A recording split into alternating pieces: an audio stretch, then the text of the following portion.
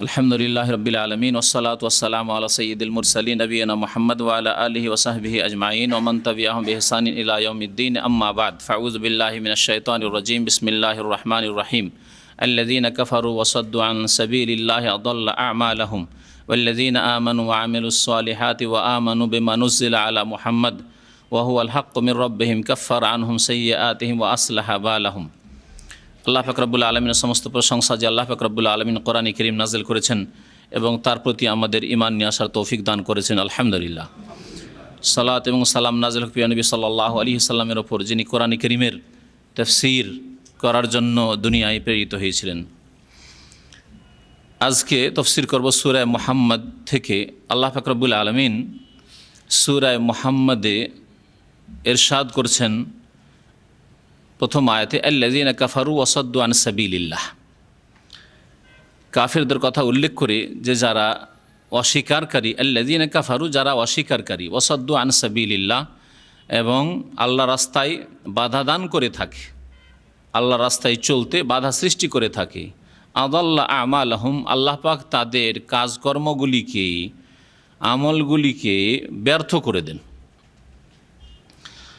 এই সূরার প্রথম আয়াত হচ্ছে এই সূরা হচ্ছে মাদানী সূরা, অর্থাৎ নবী করিম সাল্লাল্লাহু আলাইহি ওয়াসাল্লামের মদিনার প্রথম জীবনে নাযিল হয়েছে, মদিনায় নাযিল হয়েছে এবং প্রথম আয়াতের ভাব তাফসীর ইঙ্গিত করে যে এই সূরা মদিনার জীবনের প্রথম দিকে নাযিল হয়েছে। বদর, ওহুদ যে সময়গুলিতে হচ্ছে, জিহাদের হুকুম হয়ে গেছে, আল্লাহ রাস্তায় আল্লাহর দ্বীনের শত্রুদের বিরুদ্ধে, সেই সময়ের আলোচ্য বিষয় ঠিক ওই রকম, এজন্য ওই সময়গুলির দিকে ইঙ্গিত করা হয়েছে। তো আল্লাহ পাক রব্বুল আলামিন ইরশাদ করেছেন, যারা কুফরি করেছে এবং আল্লাহ রাস্তায় বাধা সৃষ্টি করেছে, আল্লাহ তাদের কাজকর্মগুলিকে, আমলের জামা, আমলগুলিকে বা কাজকর্মগুলিকে ব্যর্থ করে দেবেন। এই আমলগুলি কোন আমলগুলি, আর এই কাফেররা কোন কাফেররা, এই দুটি বিষয়।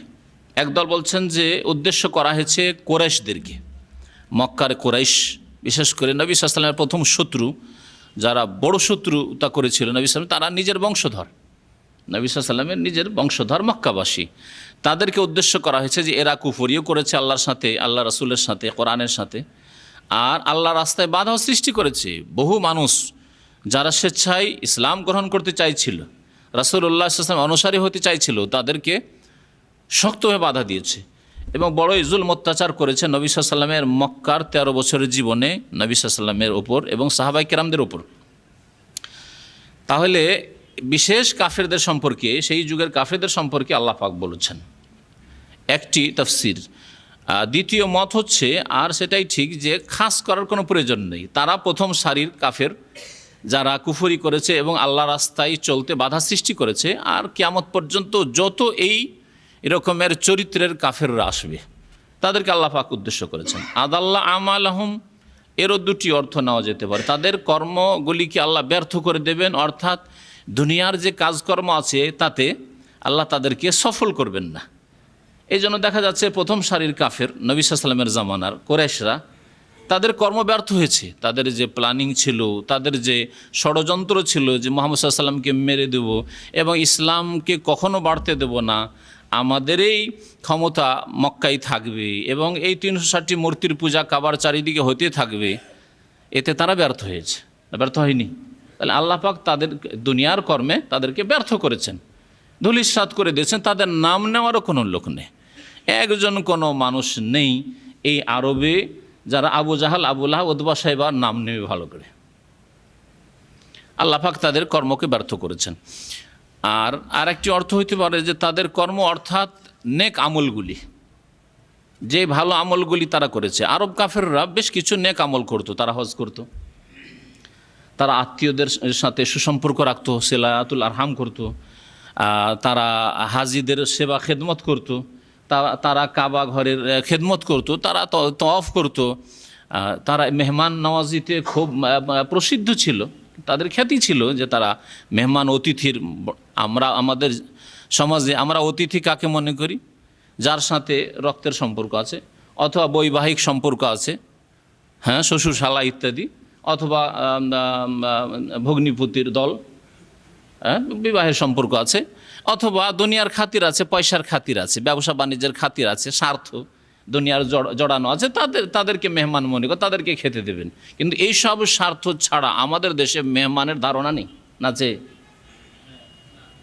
যদি রক্তেরও সম্পর্ক নেই, বৈবাহিক সম্পর্ক নেই, আর দুনিয়ার পয়সারও সম্পর্ক নেই, গদিরও সম্পর্ক, নেতৃত্বের সম্পর্ক নেই, তাহলে এক দানা খাওয়াবে না আমাদের দেশের মানুষ, খাওয়াবে? এক দানা খাওয়াবে না। কিন্তু আরবরা না, কোনো অপরিচিত মানুষ এসছে কি কোনো দিন তার সাথে কোনো স্বার্থও নেই, কোনো আত্মীয়তা নেই, চেনেও না, মেহমান গোটামোট জবাই করে ফেলেছে। আরবদের মধ্যে বেশ কিছু ভালো গুণ ছিল, কিন্তু সেই আমলগুলি কোনো কাজে আসেনি। আল্লাহ বলছেন আদাল্লাহ আমালহুম, তাদের কুফরির কারণে এবং আল্লাহর রাস্তায় চলতে বাধা সৃষ্টি করার কারণে আদাল্লাহ আমাল, তাদের আমলগুলি আল্লাহ নষ্ট করে দিয়েছেন। কারণ যে কোনো আমল কবুল হওয়ার জন্য শর্ত হচ্ছে দুইটি, তাই না? যে কোনো আমল আল্লাহর দরবারে কবুল হওয়ার জন্য এবং আমলগুলির আল্লাহর কাছে ফল পাওয়ার জন্য, জান্নাত লাভের জন্য, আখিরাতে শান্তি পাওয়ার জন্য দুটি শর্ত। তা হচ্ছে, প্রথম হচ্ছে তাওহীদ, আল্লাহর একত্ব, এক আল্লাহর জন্য করতে হবে। তারা দেবদেবীর জন্য করতো, আল্লাহর জন্য শুধু করতো না।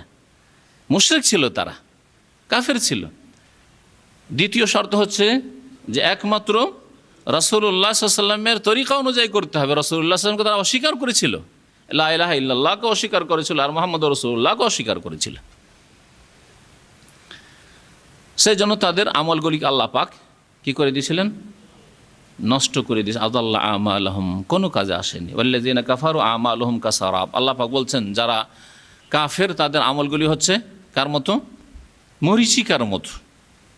সূরা নূরে আল্লাহ পাক ইরশাদ করেছেন যে কাফেররা কুফরের অবস্থায় যদি মারা যায়, শিরকের অবস্থায় কেউ যদি মারা যায়, কাফের মানে ভাববেন না যে যারা জন্মসূত্রে শুধু কাফের। মুসলিম সমাজের যারা কুফরি শিরক করে, বড় কুফরি বা শিরক করে মারা যাচ্ছে, শিরক আল্লাহ ছাড়া অন্যকে সিজদা করে, কবর মাজারে সিজদা করে, কবর মাজারে সন্তান চেয়ে, রোগের আরোগ্য চেয়ে মারা গেল, এই অবস্থায় মারা, এই আকীদা নিয়ে মারা গেল।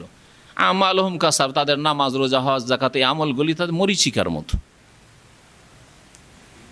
নদীর তীরে, পদ্মা দেখেছেন, বড় বড় নদী দেখেছেন, নদীর তীরে যে বালি আর বালি, সেগুলিকে দূর থেকে রোদরে কি মনে হয়? পানি মনে হয়।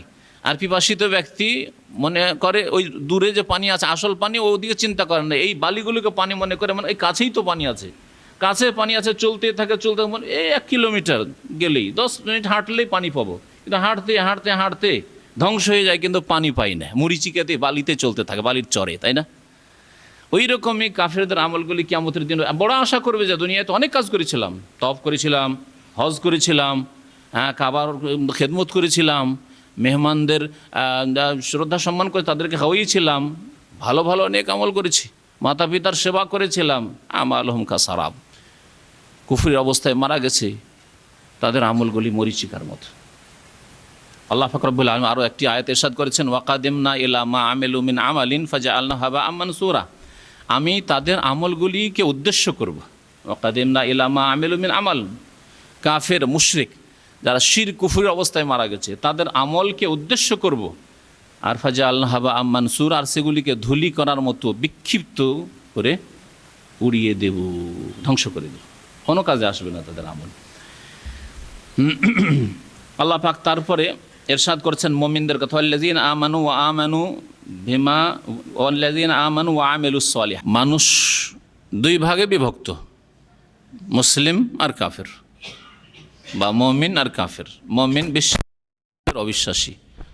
মুসলিম আত্মসমর্পণকারী আল্লাহর সামনে, আল্লাহর বিধানের সামনে, আর যে আত্মসমর্পণকারী নয়, দুই ভাগে বিভক্ত। প্রথম আয়াতে আল্লাহ পাক রব্বুল আলামিন যারা অস্বীকারী, আল্লাহ পাকের বিধানকে অস্বীকার করেছে, তাদের কথা উল্লেখ করলেন। দ্বিতীয় আয়াতে আল্লাহ পাক মুমিনদের কথা, দ্বিতীয় প্রকারের মানুষের কথা আল্লাহ পাক উল্লেখ করে বলছেন, ওয়াল্লাযীনা আমানু ওয়া আমিলুস সালিহাত, আর যারা ঈমান নিয়ে আসবে, বিশ্বাস করবে, ওয়া আমিলুস সালিহাত, এবং নেক কাজগুলি, ভালো কাজগুলি করবে।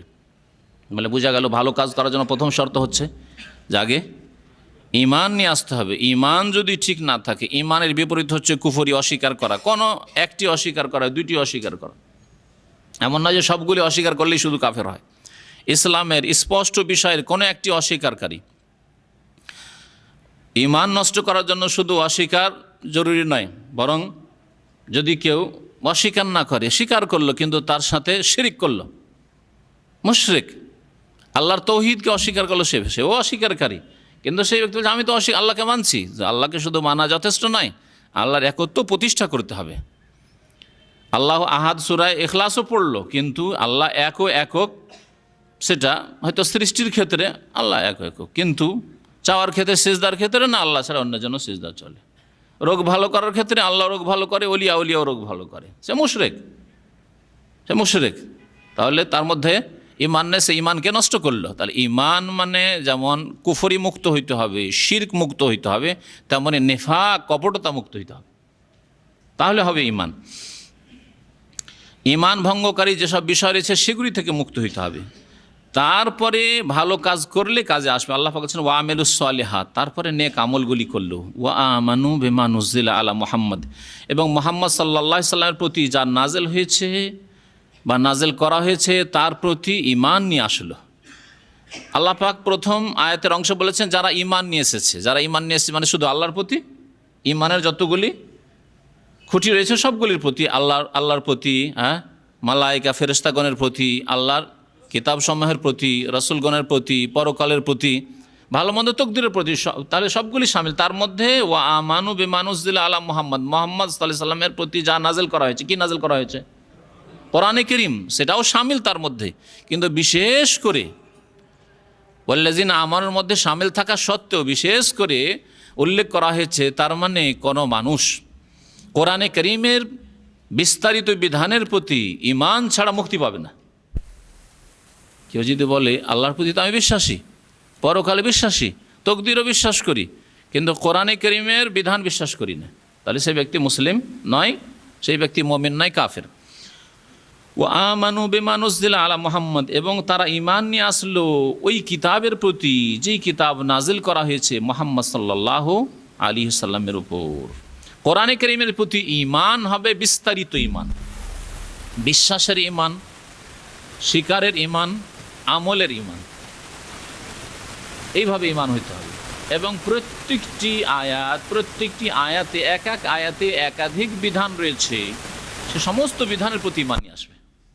এটা হচ্ছে কোরআনে কারীমের প্রতি ঈমান। পক্ষান্তরে আল্লাহ পাকের আগের কিতাবগুলির প্রতি ঈমান, তাওরাতের প্রতি ঈমান, ইনজিলের প্রতি ঈমান, জবুরের প্রতি ঈমান হচ্ছে সংক্ষিপ্ত ঈমান, মুজমাল যেটাকে বলা হয়। সংক্ষিপ্ত ঈমান যথেষ্ট, যে তাওরাত নামে একটি কিতাব আল্লাহ পাক রব্বুল আলামিন মুসা আলাইহিস সালামের উপর নাযিল করেছিলেন, যথেষ্ট।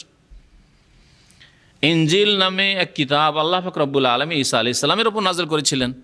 জবুর নামে এক কিতাব আল্লাহ পাক রব্বুল আলামিন দাউদ আলাইহিস সালামের উপর নাযিল করেছিলেন, যথেষ্ট। তার বিধানের বাস্তবায়ন করা না জায়েজ নয়, যেগুলি রাসূলুল্লাহ সাল্লাল্লাহু আলাইহি ওয়াসাল্লাম অনুমোদন দেননি। তবে যেগুলির অনুমোদন কোরআনে কারীমে আছে, রাসূলুল্লাহ সাল্লাল্লাহু আলাইহি ওয়াসাল্লাম হাদিসে আছে, আর সেগুলি তাওরাত ইনজিলের বিধানে আছে, সেগুলি আমাদের দিন, সেগুলির বাস্তবায়ন করব। এইভাবে আপনার যে কিতাবের প্রতি ঈমানের বিষয়টিকে বুঝতে হবে। অন্যান্য কিতাবগুলির প্রতি ঈমান সংক্ষিপ্ত ঈমান, ফরজ, সেটাই যথেষ্ট আপনার জন্য। কিন্তু কোরআনে কারীমের প্রতি সংক্ষিপ্ত ঈমান, যে কোরআন আল্লাহ প্রদত্ত কিতাব, যথেষ্ট নয়। কোরআন আল্লাহ পাকের ঐশী বাণী বিশ্বাস করলো, কিন্তু কোরআনে কারীমের বাস্তবায়ন করলো না। কোরআনে কারীমের বিস্তারিত বিধান, এক একটি বিধানের প্রতি বিশ্বাস করলো না, তাহলে শুধু বিশ্বাস করে না, বাস্তবায়ন করলো না, আমল করলো না, স্বীকার করলো না, তাহলে মুসলিম হতে পারবে না। ওয়া হুয়াল হাক্কু মির রাব্বিহিম, আর সেটাই হচ্ছে চিরসত্য তাদের রবের পক্ষ থেকে। যা মুহাম্মদ সাল্লাল্লাহু আলাইহি ওয়াসাল্লামের প্রতি নাযিল হয়েছে তাই হচ্ছে চিরসত্য রবের পক্ষ থেকে। এই কথা যারা বিশ্বাস করলো, কাফফারা আনহুম সাইয়্যাতিহিম, তাদের গুনাহগুলিকে আল্লাহ পাক রব্বুল আলামিন দূর করে দেবেন। কাফফারা ইউকাফফিরু মানে মোচন করে দেওয়া, দূর করে দেওয়া। ওয়া আসলাহা বালাহুম, এবং তাদের অবস্থার উন্নতি ঘটাবেন, তাদের অবস্থার উন্নতি ঘটাবেন। অবস্থার উন্নতি ঘটানো এ সম্পর্কেও ভালো করে চিন্তা করলে মানুষের অবস্থা মানে শুধু একটি অবস্থা নয়, দুনিয়ার অবস্থা। আর দুনিয়া তো কিছুদিনের অবস্থার কথা, আখিরাতের অবস্থা, ধর্মীয় অবস্থা, আপনার দিনের অবস্থা, আপনার আমলের অবস্থা, আপনার আকীদা, আপনার ইবাদত, আপনার আখলাকের অবস্থা যদি উন্নতি না হয়, তাহলে আপনি তো আখিরাতে সর্বহারা, অসহায়। সেই জন্য অবস্থার উন্নতি ঘটাবেন মানে এই নয় যে তাকে ধন দৌলত দিয়ে ধনী আল্লাহ করে দিবেন, এটা ওর অর্থ নয়। কারণ অনেক ধনী আছে, অনেক সচ্ছল আছে, যেই ব্যক্তি মানসিক পেরেশানিতে আছে, ধন দিয়ে শান্তি হয় না। বরং অধিকাংশ পয়সাওয়ালা বেশি টেনশনে আছে গরিবের চাইতে, এটা একটি কথা দুনিয়ার দিক থেকে বললাম। আর দিনের দিক থেকে আরেকটি কথা বলা যেতে পারে, অধিকাংশ পয়সাওয়ালা বিভ্রান্ত। পয়সা না থাকলে দিনের ওপর থাকতো ভালো, তাতেই ভালো ছিল, অল্প পয়সাতে। বেশি পয়সা হয়ে বেশি বিভ্রান্ত হয়েছে, এদের সংখ্যা বেশি। এই জন্য নবী করিম সাল্লাল্লাহু আলাইহি ওয়াসাল্লামের সহিহ বুখারী হাদিস রয়েছে, লাস্তু আখশা আলাইকুমুল ফাকরা, হে উম্মত তোমরা অভাবে মরে যাবে, না খেয়ে মরে যাবে, এ কথা আমি ভয় করি না। লাস্তু আখশা আলাইকুমুল ফাকরা, তোমরা অভাবী হয়ে যাবে, ফকির হয়ে যাবে, খেতে পাবে না, এই ভয় আমি করি না, দারিদ্রের ভয় করি না। ওয়ালাকিন আখশা আন তুবসাতা আলাইকুমুদ দুনিয়া, তবে আমি আশঙ্কা করছি, ভয় করছি যে তোমাদের সামনে পৃথিবীকে একেবারে প্রশস্ত করে দেওয়া হবে, পৃথিবীর ধন দৌলত নেতৃত্ব সব কিছু তোমাদের পায়ে লুটিয়ে দেওয়া হবে, বড়ই পয়সাওয়ালা হবে, বড়ই নেতৃত্বের মালিক হবে, বড়ই সুখ স্বাচ্ছন্দ্য পাবে, এসব হাসিল করবে। তাতে কি হবে? লাভ হবে না, বড়ই ক্ষতি হবে তোমাদের ইমানের অধিকাংশ লোকের। ফা তানাফাসু ফিহা কামা তানাফাসু ফিহা, তারপরে তোমরা তাতে ঝাঁপিয়ে পড়বে। দুনিয়া যখন তোমাদের সামনে সম্প্রসারিত করে দেওয়া হবে, তখন তোমরা তাতে লাফ দিয়ে ঝাঁপিয়ে পড়বে, লুটপাট শুরু করে দেবে। কে কত পারে, হালাল হোক আর হারাম হোক, সুদ হোক আর বেঈমানি হোক আর আত্মসাৎ হোক, আর খুন করে হোক আর যেভাবে হোক না কেন। ফাতানাফাসু কামা তানাফাস, যেমন আগের লোকেরা তাতে ঝাঁপিয়ে পড়েছিল। ফাতুহলিকুম কামা আহলাকাতুহুম, তোমাদেরকে এই দুনিয়া ধ্বংস করবে, ধন সম্পদ ধ্বংস করবে, যেমন করে আগের জাতিকে ধ্বংস করেছে। কারণকে ধ্বংস করেছে, ফেরাউনকে ধ্বংস করেছে, নমরুদকে ধ্বংস করেছে, বড় বড় কাফের বহু জাতিকে ধন সম্পদের কারণে, সুখের কারণে তারা ধ্বংস হয়েছে, ওইভাবে তোমরা ধ্বংস হবে। আল্লাহ পাক রব্বুল আলামিন তাহলে ও আসলাহ বা আলাম, তোমাদের অবস্থার উন্নতি ঘটাবেন মানে আল্লাহ গুনাহ খাতা মাফ করে দিয়ে তোমাদের দ্বীনি অবস্থা সুন্দর রাখবেন, যাতে তোমরা দুনিয়াতেও মানসিক অশান্তি পাবে না, অল্পতেই সন্তুষ্ট থাকবে, যেটাকে মনের পরিতৃপ্তি বলা হয়। কানাআত আরবিতে বলে মনের পরিতৃপ্তি, অল্পতেই খুব শান্তি, চেহারা কত সুন্দর হয়ে আছে অথচ অল্প পয়সার মালিক। আর বহু পয়সার মালিক চেহারা সবসময় কালো, চিন্তায় বসে থাকে, কোথায় যে তার মন মেজাজ থাকে, চিন্তা থাকে, দেখলে বোঝা যায় কী অবস্থায় আছে।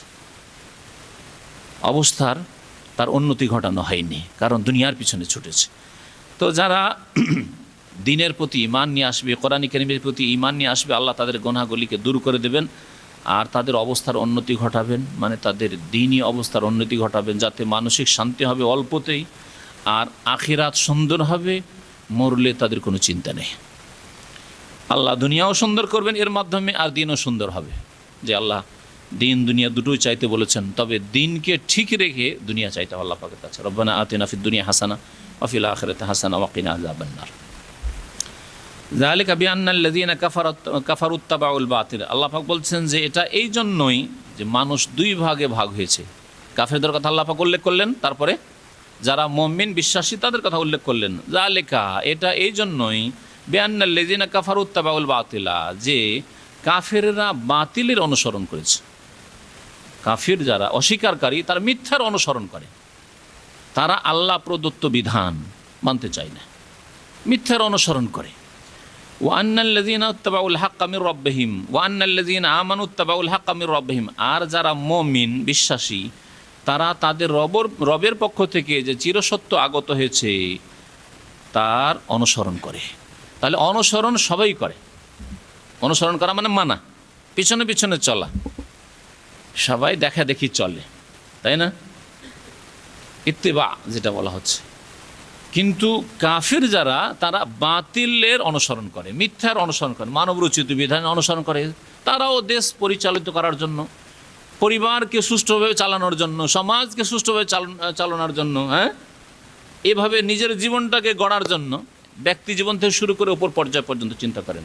একজন কাফেরের জীবন, একজন মুসলিমের জীবন, একজন কাফেরও তার ব্যক্তি জীবনকে গড়ে সুন্দর করার জন্য সে চলে, কিন্তু ইত্তাবাউল বাতিল, বাতিলের অনুসরণ করে, মিথ্যার অনুসরণ করে। তার পরিবারকে সুষ্ঠুভাবে পরিচালিত করার জন্য, তার সমাজকে পরিচালিত করার জন্য, দেশকে পরিচালিত করার জন্য মানব রচিত বিধান, যা খেয়াল খুশি যা হয় তাই দিয়ে চলে। তাদের কাছে মানুষ যা তৈরি করে দিয়েছে তা দিয়ে চলে। মানুষকে দেখে এরা এইভাবে চলে, আমরা এইভাবে চলব। এরা উন্নত আজকাল পৃথিবীতে, এরা এইভাবে চলে, মনে করে যে এরা এইভাবে মনে হয় উন্নত হয়েছে এইভাবে চলার কারণে। পশ্চিমারা উল্লঙ্ঘ হওয়ার জন্য, অবাধ মেলামেশার জন্য, সহশিক্ষার জন্য, নারী পুরুষকে সমান করে দেওয়ার জন্য উন্নতি করেছে, তা আমরাও তাই হব। এই বাতিলের অনুসরণ করে তারা। পারিবারিক ক্ষেত্রেও তাদের বাড়িতে সুতরাং পর্দা নেই, পুরুষ নারীর জন্য আলাদা রুমের প্রয়োজন করে না।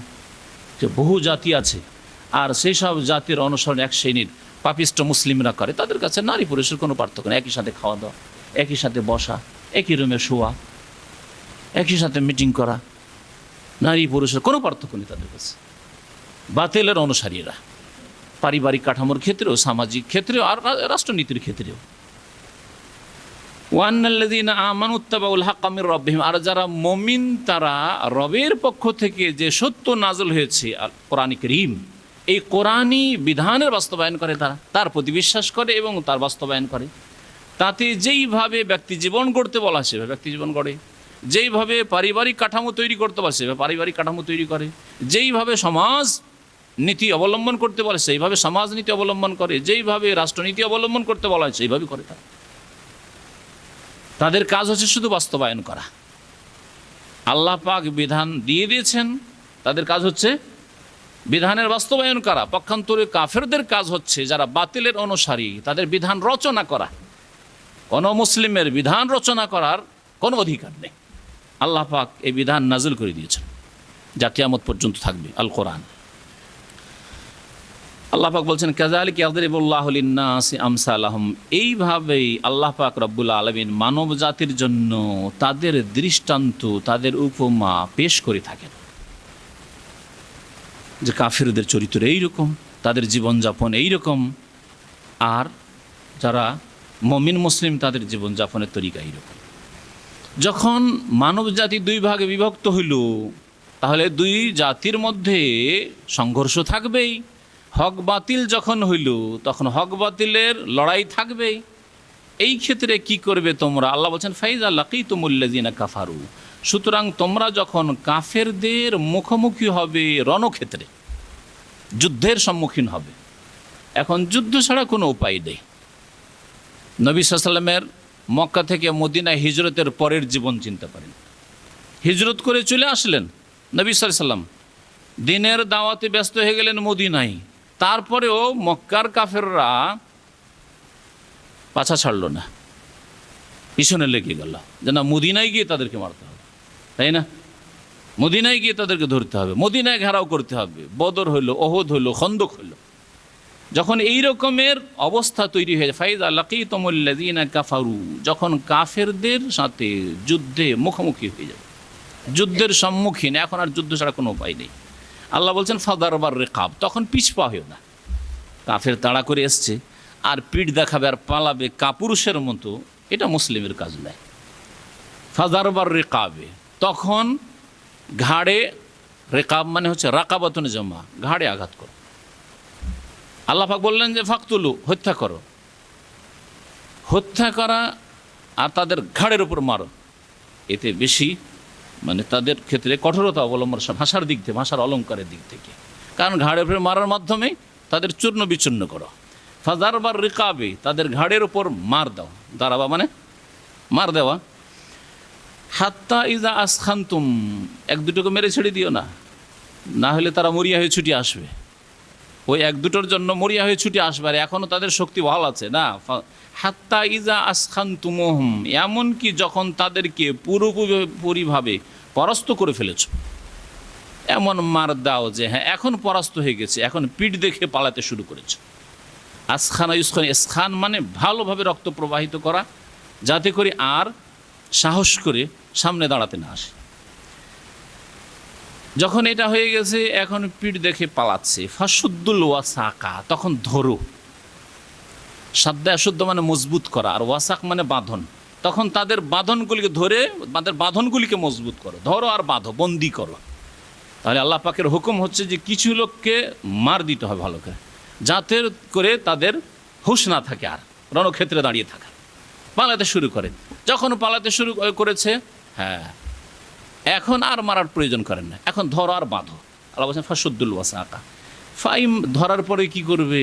আল্লাহ বলছেন ফাইম্মা মান্নান বাদু ওয়াইম্মা ফিদাআন, তারপরে হয়তো তাদের ওপর অনুগ্রহ করো, মান্নান মানে এহসান করা, অনুগ্রহ করা, তারপরে তাদের ওপর অনুগ্রহ করো আর অনুগ্রহ করে বিনা পয়সায় ছেড়ে দাও।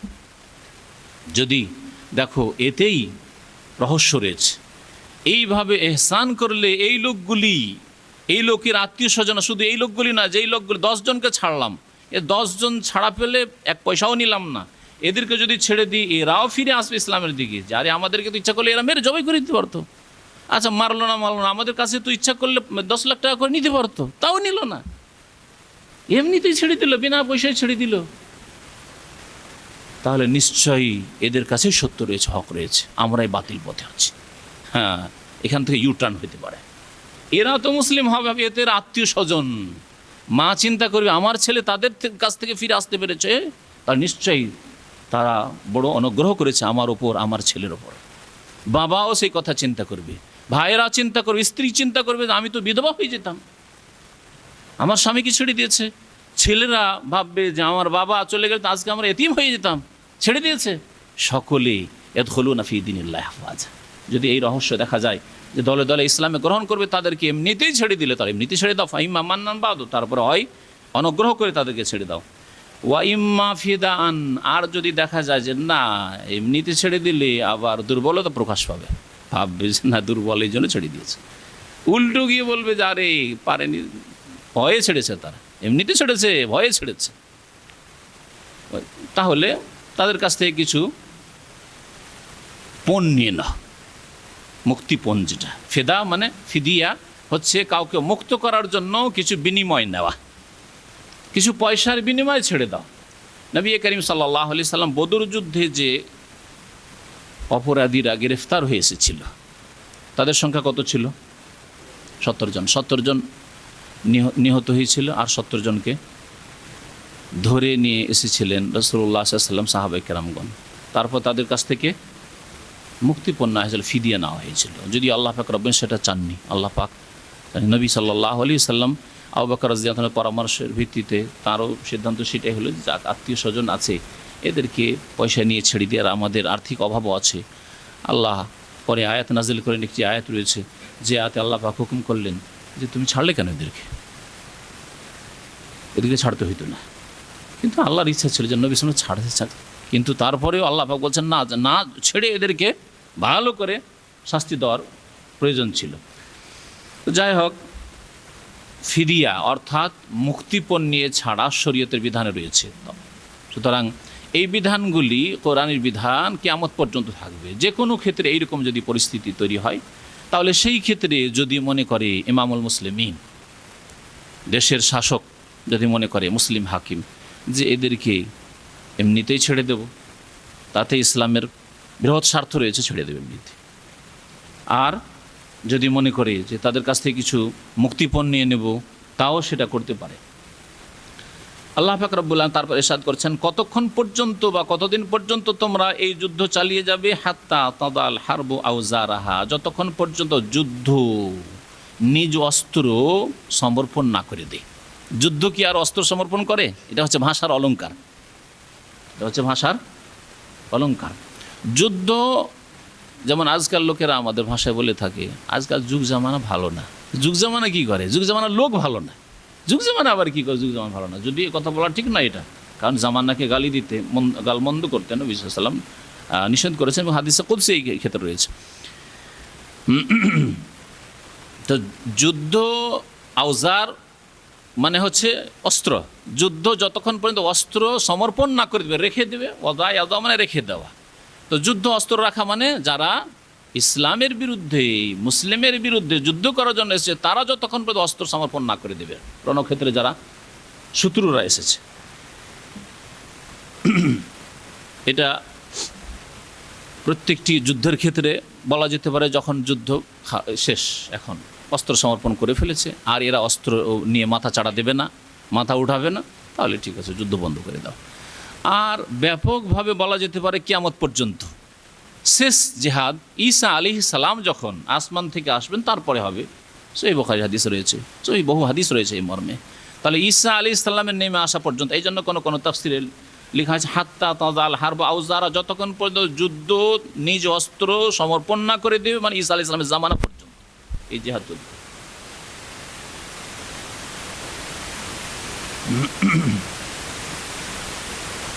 আল্লাহ পাক তারপরে ইরশাদ করেছেন যালিকা, এই যে আদেশ করলাম, ওয়ালাউ ইয়াশা আল্লাহু লাম তাসারা মিনহুম, তবে যদি আল্লাহ চাইতেন তো তাদের কাছ থেকে স্বয়ং নিজেই প্রতিশোধ নিয়ে নিতেন।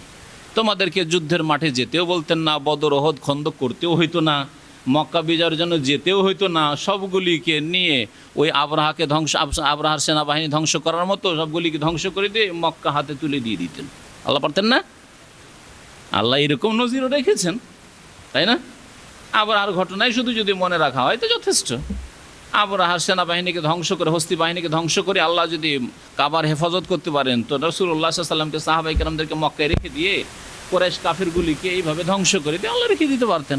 আল্লাহ তাই বলছেন যালিকা, এটা আল্লাহ পাকের আদেশ, ওয়ালাউ ইয়াশা আল্লাহ, যদি আল্লাহ পাক চাইতেন লান তাসারা মিনহুম, তাহলে আল্লাহ নিজেই প্রতিশোধ নিয়ে নিতেন, তোমাদেরকে জিহাদ করতে বলতেন না।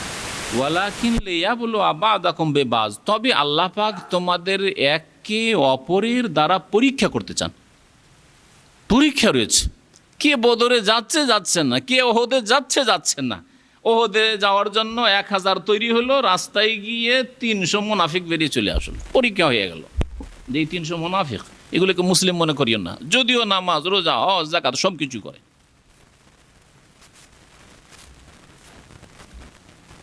মুনাফিক আল্লাহ পরীক্ষা করে নিলেন।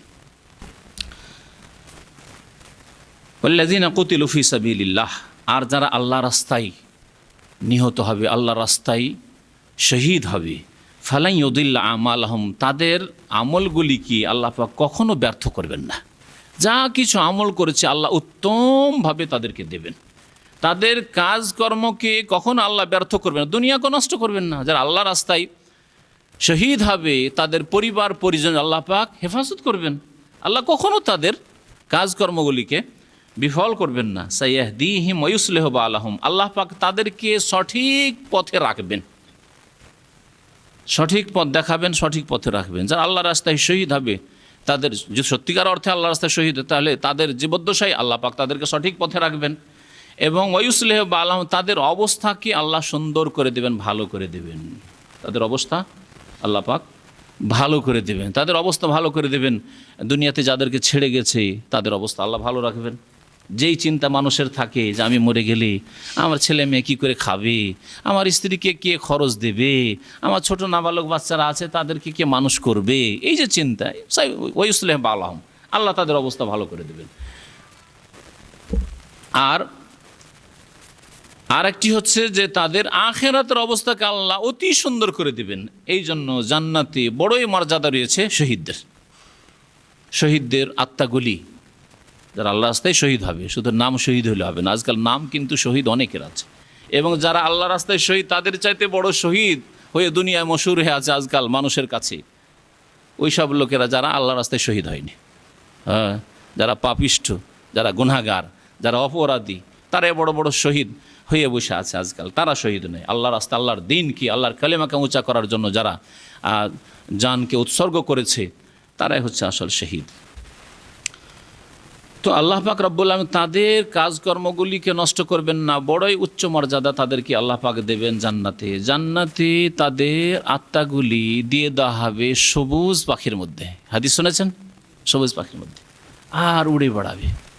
কত আমোদ ফুর্তি তাদের, কত আমোদ ফুর্তি। শহীদের কোনো হিসাব হবে না, তবে ঋণের গুনাহ মাফ হবে না। সাবধান ঋণ থেকে, এই ধার নেওয়া ব্যবসা কমিয়ে দেবেন একটু, যদি কারো বেশি থাকে। আর ধার নেন, অসুবিধা নেই, কিন্তু ধার নিলে ঋণ পরিশোধ করার মতো আপনার কাছে ব্যবস্থা আছে, লিখে রাখবেন, প্রমাণ রাখবেন। আপনি হঠাৎ করে মরে গেলেন, আপনার স্ত্রী অস্বীকার করলো, আপনার ছেলে মেয়েরা অস্বীকার করলো, আপনার ভাই বোন সব অস্বীকার করলো, এমন ধার নেবেন না কখন। নবী সাল্লাল্লাহু আলাইহি ওয়াসাল্লাম বলেছেন ইগফারুল শাহিদ কুল্লু যামব, শহীদের সমস্ত গুনাহ মাফ করে দেওয়া হয়, সমস্ত গুনাহ মাফ করে দেওয়া হয়, ইল্লা, একটি গুনার ক্ষেত্রে ইল্লা বলেছেন নবী সাল্লাল্লাহু আলাইহি ওয়াসাল্লাম, ইল্লা দাইন, তবে ঋণের গুনাহ মাফ হয় না, ঋণের গুনাহ মাফ হয় না।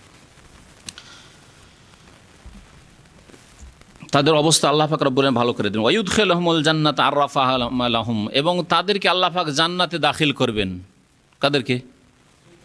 শহীদদেরকে আল্লাহ পাক রব্বুল জান্নাতে দাখিল করবেন। আররাফাহা লাহুম, এবং তাদেরকে, তাদের জন্য জান্নাতকে ভালো করে চিনিয়ে দেবেন। আররাফা ইউআরিফু থেকে তারিফ, মানে কারো পরিচিতি করে দেওয়া, চিনিয়ে দেওয়া।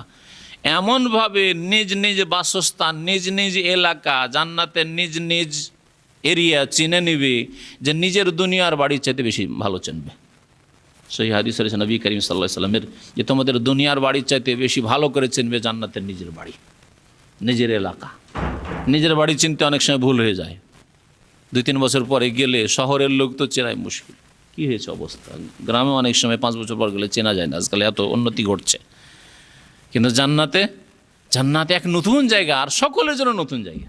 এমন না যে কিছু লোকের শুধু নতুন জায়গা, তাই না? সবার জন্য নতুন জায়গা। তারপরে এত সহজে চেনবেন যে দুনিয়ার বাড়ির চাইতে ভালো করে চেনবেন।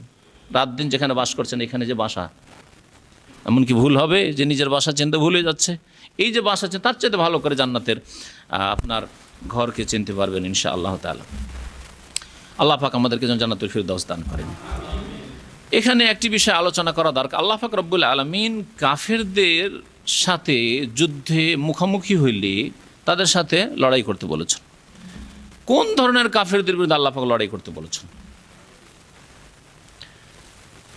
কাফেরকে কয়েক ভাগে ভাগ করা হয়েছে। একদল কাফের হচ্ছে যারা জিম্মি, মনে রাখবেন, জিম্মি নামগুলি মনে রাখবেন। আর এক দল কাফের হচ্ছে মুআহাদ, আর আরেকটি হচ্ছে মুস্তামান, আর আরেকটি হচ্ছে হারবি। জিম্মি কাকে বলে? জিম্মি ওই সব অমুসলিম বা কাফেরদেরকে বলে যারা মুসলিম দেশে জিজিয়া দিয়ে বসবাস করে। দেশ মুসলিম, মুসলিম দেশে বসবাস করে, কিন্তু তারা জিজিয়া দেয়। মুসলিমরা জাকাত দেয়, অমুসলিম তো জাকাত দেবে না, না দেবে? জাকাত দেবে না। যেন শরীয়তের বিধান হচ্ছে যে অমুসলিম জিজিয়া দেবে, বাৎসরিক একটা পরিমাণ অর্থ দেবে মাথা প্রতি, যতগুলি লোক তারা আছে, সদস্য আছে, মাথা প্রতি দেবে। জাকাত ধনের ওপর আসে, তাদের ধনের ওপর না, অনেক ধন থাকতে পারে তাদের অমুসলিমদের, কিন্তু মাথা প্রতি, যেমন ফিতরা মাথা প্রতি হয় আমাদের বছরে, মাথা প্রতি ফিতরা আমাদের হয়, ওই রকম মাথা প্রতি যে জিজিয়া কর যেটা দেবে মুসলিম সরকারকে, সেটার নাম হচ্ছে জিজিয়া। এই জিজিয়ার কথা আল্লাহ পাক সূরা তাওবাতে আয়াত নম্বর 29-এ উল্লেখ করেছেন। কাতিলুল্লাযীনা লা ইউমিনুনা বিল্লাহি ওয়ালা বিল ইয়াউমিল আখির ওয়ালা ইউহাররিমুনা মা হারামাল্লাহু ওয়া রাসূলুহু ওয়ালা ইয়াদিনুনা দীনাল হক মিনাল্লাযীনা উতুল কিতাবা হাত্তা ইউতুল জিজিয়াতা আন ইয়াদিন ওয়া হুম সাগিরুন। এই জিজিয়া দেওয়া মানে মুসলিম শাসকের, মুসলিম সরকারের আনুগত্য স্বীকার করা। যে মুসলিম শাসককে মানি, আমরা কখনো বিদ্রোহ ঘোষণা করব না। বাদশাহ আওরঙ্গজেব রহমতুল্লাহ আলাইহি, যে ভারতের দীর্ঘদিনের মুসলিম বাদশাহ ছিলেন এবং ধার্মিক বাদশাহ ছিলেন, তার জামানায় যে জিজিয়া ছিল এইরকম। তার আগের উদাহরণ, বহু উদাহরণ রয়েছে খোলাফা রাশিদিনের জামানায়, তারপরে ওমাইয়া রাজত্বে আমলে খেলাফতের জামানায়, আব্বাসী খেলাফতের জামানায় যে জিজিয়া ছিল। এই হচ্ছে জিজিয়া ইসলামের। তাহলে জিজিয়া দিয়ে যেই অমুসলিম মুসলিম দেশে থাকছে, তার জান মাল ইজ্জত আবরু বাড়ি ঘর সব কিছু সুরক্ষিত থাকবে মুসলিমের মতো। কোনো মুসলিমের জন্য জায়েজ নাই, ব্যক্তি হোক অথবা সরকার হোক, কারো জন্য জায়েজ নাই যে তার জানমালের উপর কোনো রকমের হস্তক্ষেপ করবে বা জুলুম অত্যাচার করবে। সেই ব্যক্তি মুসলিমের মতোই বসবাস করবে সেই দেশে, মানিজ্যতের দিক থেকে, নিজের জানমালের হেফাজতের দিক থেকে। এ হচ্ছে জিম্মি। তাহলে জিম্মির বিরুদ্ধে যুদ্ধ নেই, জেহাদ নেই, যে জিজিয়া কর দেবে। দ্বিতীয় হচ্ছে মুআহাদ, যার সাথে চুক্তি হয়েছে। মুআহাদ মানে যে চুক্তিতে আবদ্ধ হয়েছে আপনার সাথে, এক দেশের আরেক দেশের সাথে হইতে পারে, এক ব্যক্তির আরেক ব্যক্তির সাথে হইতে পারে, ব্যক্তি ক্ষেত্রে হইতে পারে, একটা দল গোত্রর ক্ষেত্রে হইতে পারে। যেমন নবী সাল্লাল্লাহু আলাইহি ওয়াসাল্লামের জামানায় গোত্রীয় রাজত্ব ছিল, তাই না? তখন তার দেশ ছিল না, গোত্রীয় রাজত্ব। মদিনায় বেশ কিছু গোত্র ইহুদি ছিল, 3 গোত্র ইহুদি ছিল, মুশরিকও কিছু ছিল। মদিনার আশেপাশে বেশ কিছু মুশরিক ছিল। নবী সাল্লাল্লাহু আলাইহি ওয়াসাল্লামের সাথে সাহাবায়ে কেরাম আওস খাজরাজ আনসার তারা মুসলিম ছিলেন। তাহলে গোত্রীয় রাজত্ব এখানে। তো এক গোত্রের আর এক গোত্রের সাথে হতে পারে, এক দেশের আর এক দেশের সাথে চুক্তি হতে পারে। বর্তমান যুগে যে এক দেশের আর এক দেশের সাথে কূটনৈতিক সম্পর্ক আছে, এটা হচ্ছে চুক্তি। সুতরাং এক দেশ আর এক দেশের সাথে চুক্তিতে আবদ্ধ, এই ক্ষেত্রে এক দেশ আর এক দেশের বিরুদ্ধে যুদ্ধে লিপ্ত হবে না। নবী করিম সাল্লাল্লাহু আলাইহি ওয়াসাল্লাম বলেছেন, মান কাতালা মুআহাদান, সহিহ বুখারী হাদিস, কেউ যদি কোনো চুক্তিতে আবদ্ধ অমুসলিমকে হত্যা করে, লাম ইয়ারাহ রায়হাতাল জান্নাহ, তাহলে সেই ব্যক্তি জান্নাতের সুগন্ধি পাবে না। যতই নামাজি হোক আর রোজাদার হোক আর ধার্মিক হোক না কেন, জান্নাতের সুগন্ধি পাবে না, কারণ আপনি চুক্তি করেছেন। আর চুক্তি ভঙ্গ করা হচ্ছে মুনাফিকি চরিত্র, বিশ্বাসঘাতকতা, গাদ্দারি, যা কাবীরা গুনাহ। আল্লাহ পাক রব্বুল আলামিন সূরা তাওবার শুরুতে কয়েক আয়াত পড়েই মাত্র আল্লাহ পাক উল্লেখ করেছেন, তার কাছে কোরআনে কারীম থাকলে সূরা তাওবা বের করতে পারেন। আল্লাহ বলছেন, যাদের সাথে ইল্লাল্লাযিনা আহাদতুম মিনাল মুশরিকিন, যেসব মুশরিকদের সাথে তোমরা চুক্তিতে আবদ্ধ হয়েছো, চুক্তি করেছো, ফাতিম্মু ইলাইহিম আহদাহুম ইলা মুদ্দাতিহিম, যত দিনের জন্য চুক্তি করেছো তাদের এই সময় পর্যন্ত তোমরা চুক্তিতে অটল থাকো, চুক্তি পুরো করো। সবসময়ের চুক্তি হয়ে থাকে সবসময়, 10 বছরের জন্য 10 বছর, 50 বছর হয়ে থেকে 50 বছর চুক্তির, তাহলে মুআহাদদের উপর হস্তক্ষেপ করা জায়েজ নাই। মুস্তামান অর্থাৎ যাকে নিরাপত্তা দান করেছো তুমি, এমন অমুসলিম যাকে নিরাপত্তা দান করা হয়েছে। আমন মানে নিরাপত্তা, আর মুস্তামান মানে যে নিরাপত্তা তলব করেছে, নিরাপত্তা দিয়েছো। কেমন হতে পারে সেটা? ভিসা দিয়ে হোক, না ভিসার আগের আমলের যুগের হোক, যে কোনো ব্যক্তিকে, একজন অমুসলিম আশ্রয় চেয়েছে কোনো মুসলিমের কাছে, সে ব্যক্তি মুসলিমের কাছে হইতে পারে অথবা সরকারের কাছে হইতে পারে, আশ্রয় চেয়েছে আর আপনি আশ্রয় দিয়ে দিয়েছেন। ঠিক আছে, তোমাকে আশ্রয় দিলাম, আশ্রয় দিয়ে বাড়িতে পেয়ে সুযোগ সুবিধা পেয়ে মেরে দিলে এটা হারাম। যেই কাজটা ভারতের হিন্দুরা গুজরাটে করেছে, জালেমরা, এক শ্রেণীর জালেমরা এই গুজরাটে এই কাজ করেছে। বহু মুসলিমকে আসো আমাদের বাড়িতে, অসুবিধা নেই, আশ্রয় নাও, জানের ভয়ে কোথায় লুকাবে জায়গা পাচ্ছে না। আর বিশেষ করে ওই সব মুসলিম, তাদের পাপের কারণে এইসব কাজ, ওই সব মুসলিমদের এইসব ওপর জুলুম হয়েছে, যারা মনে করে যে না মুসলিম এলাকায় বসবাস করা ভালো না, মুসলিম এলাকা কাচড়া থাকে, মুসলিম এলাকাগুলো অনুন্নত, সুতরাং অমুসলিম ও হিন্দু এলাকায় বাস করবে। 50টি হিন্দুর বাড়ি আছে, সেখানে 2-3জন মুসলমান বাস করে, তারা এই জুলমের শিকার বেশি হয়েছে। এরা আশ্রয় নিতে গেছে, আর তো এইসব এলাকা 50-100-200 জন, এখানে সব তো হিন্দু বাড়ি, সুতরাং এখান থেকে তো মুসলিম এলাকায় যেতে পারবো না। এদের কাছে আশেপাশে যারা আছে তাদের বাড়িতে আশ্রয় নিই, হিন্দুর বাড়িতে গিয়ে আশ্রয় নিয়েছে, সেখানে গিয়ে তাদেরকে মেরে দেওয়া হয়েছে, তাদের মহিলাদেরকে মেরে দেওয়া হয়েছে, তাদের শিশুদেরকে মেরে দেওয়া হয়েছে। এই জন্য নবী করিম সাল্লাল্লাহু আলাইহি ওয়াসাল্লাম কাফেরদের থেকে দূরে বাস করতে বলেছেন। দেশ থেকে যদিও দূরে না হইতে পারেন, গ্রাম থেকে দূরে হইতে হবে, শহর থেকে দূরে হইতে হবে, এলাকা থেকে দূরে হইতে হবে। এই জন্য আমি মাঝে মাঝে বলি, বিদাতীদের থেকে দূরে থাকতে হবে, মুশরিক কবর মাজার পূজারীদের থেকে দূরে থাকতে হবে। কবর মাজার পূজারী গ্রামে পাকা বাড়ি তৈরি করে দিলেন 10 লাখ টাকা দিয়ে, আর এই টাকার মায়ায়, বাড়ির মায়া আর যেতে পারছেন না, ধর্ম কুরবানি হয়ে গেল, আবার শিরক বিদাতে উল্টে চলে যেতে হলো, কিন্তু বাড়ি তো ছাড়তে পারছি না, 10-20 লাখ টাকা দিয়ে বাড়ি করেছি, এই এলাকা ছেড়ে যাবো কী করে, তাই না? এই জন্য চিন্তা করে বাড়ি ঘর তৈরি করবেন। বিদাতি এলাকায়, কবর মাজার পূজারী এলাকায় থাকবেন। এই গতকালকে খবর পেলাম এক ভাই মক্কায় আছে, যেই ভাইয়েরা মসজিদ তৈরি করেছিল কোন এক এলাকায় বাংলাদেশে, কিন্তু কবর মাজার পূজারী বিদাতি এলাকায় মসজিদ তৈরি করেছিল, মাত্র 1-2 জন লোক, তারা 2টো বাড়ি হেদায়েত হয়েছে, তাদের মসজিদকে ভেঙে একবার চূর্ণ বিচূর্ণ করে দিয়েছে। তারা শুধু হিন্দুরাই মসজিদ ভাঙে, হিন্দুরা নয়, বাবরি মসজিদ ভাঙলো, রাম মন্দির তৈরি করলো, কিন্তু মুসলিমদের হাতে, যারা নিজেদেরকে মুসলিম বলে, 5 ওয়াক্ত নামাজ পড়ে, কিন্তু কবর মাজার পূজারী বিদাতি, এরা ভেঙে নিশ্চিহ্ন করে দিয়েছে মসজিদকে। এলাকার নাম বলছি না, না হলে একেবারে চিহ্নিত হয়ে যাবে, এরকম বহু ঘটনা আছে। জেলার নামও শুনবেন, পরে শুনে নিন। তো বড় দুঃখের বিষয়, বড় দুঃখের বিষয়। তো কি বলছিলাম, যে বাড়ি ঘর তৈরি করার ক্ষেত্রে আপনি দূরে থাকবেন ওই সব জালেমদের থেকে, যেসব জালেমদের পাশে বাস করলে আল্লাহর আযাব আসতে পারে, না হলে তাদের পক্ষ থেকে কোনো জুলম অত্যাচারের শিকার আপনি হইতে পারেন। তাদের থেকে দূরে থাকুন। আপনার দিন নষ্ট হইতে পারে, আপনার আকীদা নষ্ট হইতে পারে, আপনার আমল নষ্ট হইতে পারে, ঠিক করে নামাজ পড়তে পারছেন না, সহি নামাজ পড়তে দেবেন আপনাকে। বেনামাজি দেখলে তাদের মাথা খারাপ হয় না, কিন্তু নামাজ সুন্নতি নামাজ দেখলে মাথা খারাপ হয়ে যায় বিদাতীদের। তাহলে ওই এলাকায় কী করে বাড়ি করবেন আপনি? দূরে বাড়ি করেন আপনি। তো কি বলছিলাম, মুস্তামানদের কথা, যাকে নিরাপত্তা দান করেছেন। নিরাপত্তা যদি দান করে থাকেন, ইসলামিক চরিত্র হচ্ছে আপনি যখন নিরাপত্তা দান করেছেন, যা কিছু হোক না কেন তার জানের হেফাজত করতে হবে, তার মালের হেফাজত করতে হবে। আল্লাহ পাক রব্বুল আলামিন সূরা তাওবাতে এই বিষয়গুলি সবগুলি উল্লেখ করেছেন। ওয়াইন আহাদুম মিনাল মুশরিকিন ইস্তাজারাক, আল্লাহ বলছেন যদি কোনো মুশরিক তোমার কাছে শরণাপন্ন হয়, আশ্রয় কামনা করে, যে বাবা তুমি আমাকে আশ্রয় দাও, আমাকে আশ্রয় দাও, ফাআজিরহু, আল্লাহ বলছেন আশ্রয় দিও না এমন নয়, না না তোমাকে আশ্রয় দিতে পারবো না, তোমার যা হবে হোক। আশ্রয় চেয়েছে, ফাআজিরহু, আশ্রয় দাও তাকে, হাত্তা ইয়াসমা কালাম আল্লাহ, যাতে করে আল্লাহর কথা শোনার সুযোগ পায়। তোমার বাড়িতে থাকবে, তোমার আশেপাশে থাকবে, 5 ওয়াক্ত নামাজ পড়তে দেখবে, কোরআন তেলাওয়াত শুনবে, কোরআনের অর্থ বুঝবে, তোমার আশেপাশে সংসর্গে থাকলে হয়তো একটা কিতাব দিতে পারবে, ইসলাম সম্পর্কে জ্ঞান দিতে পারবে। ফাআজিরহু হাত্তা ইয়াসমা কালাম আল্লাহ, আল্লাহর কথা যেন শুনতে পায়। তারপরে রাস্তায় ছেড়ে দেন, যাও যাও যাও হয়ে গেছে, তুমি বাড়ি থেকে আমার বেরিয়ে যাও।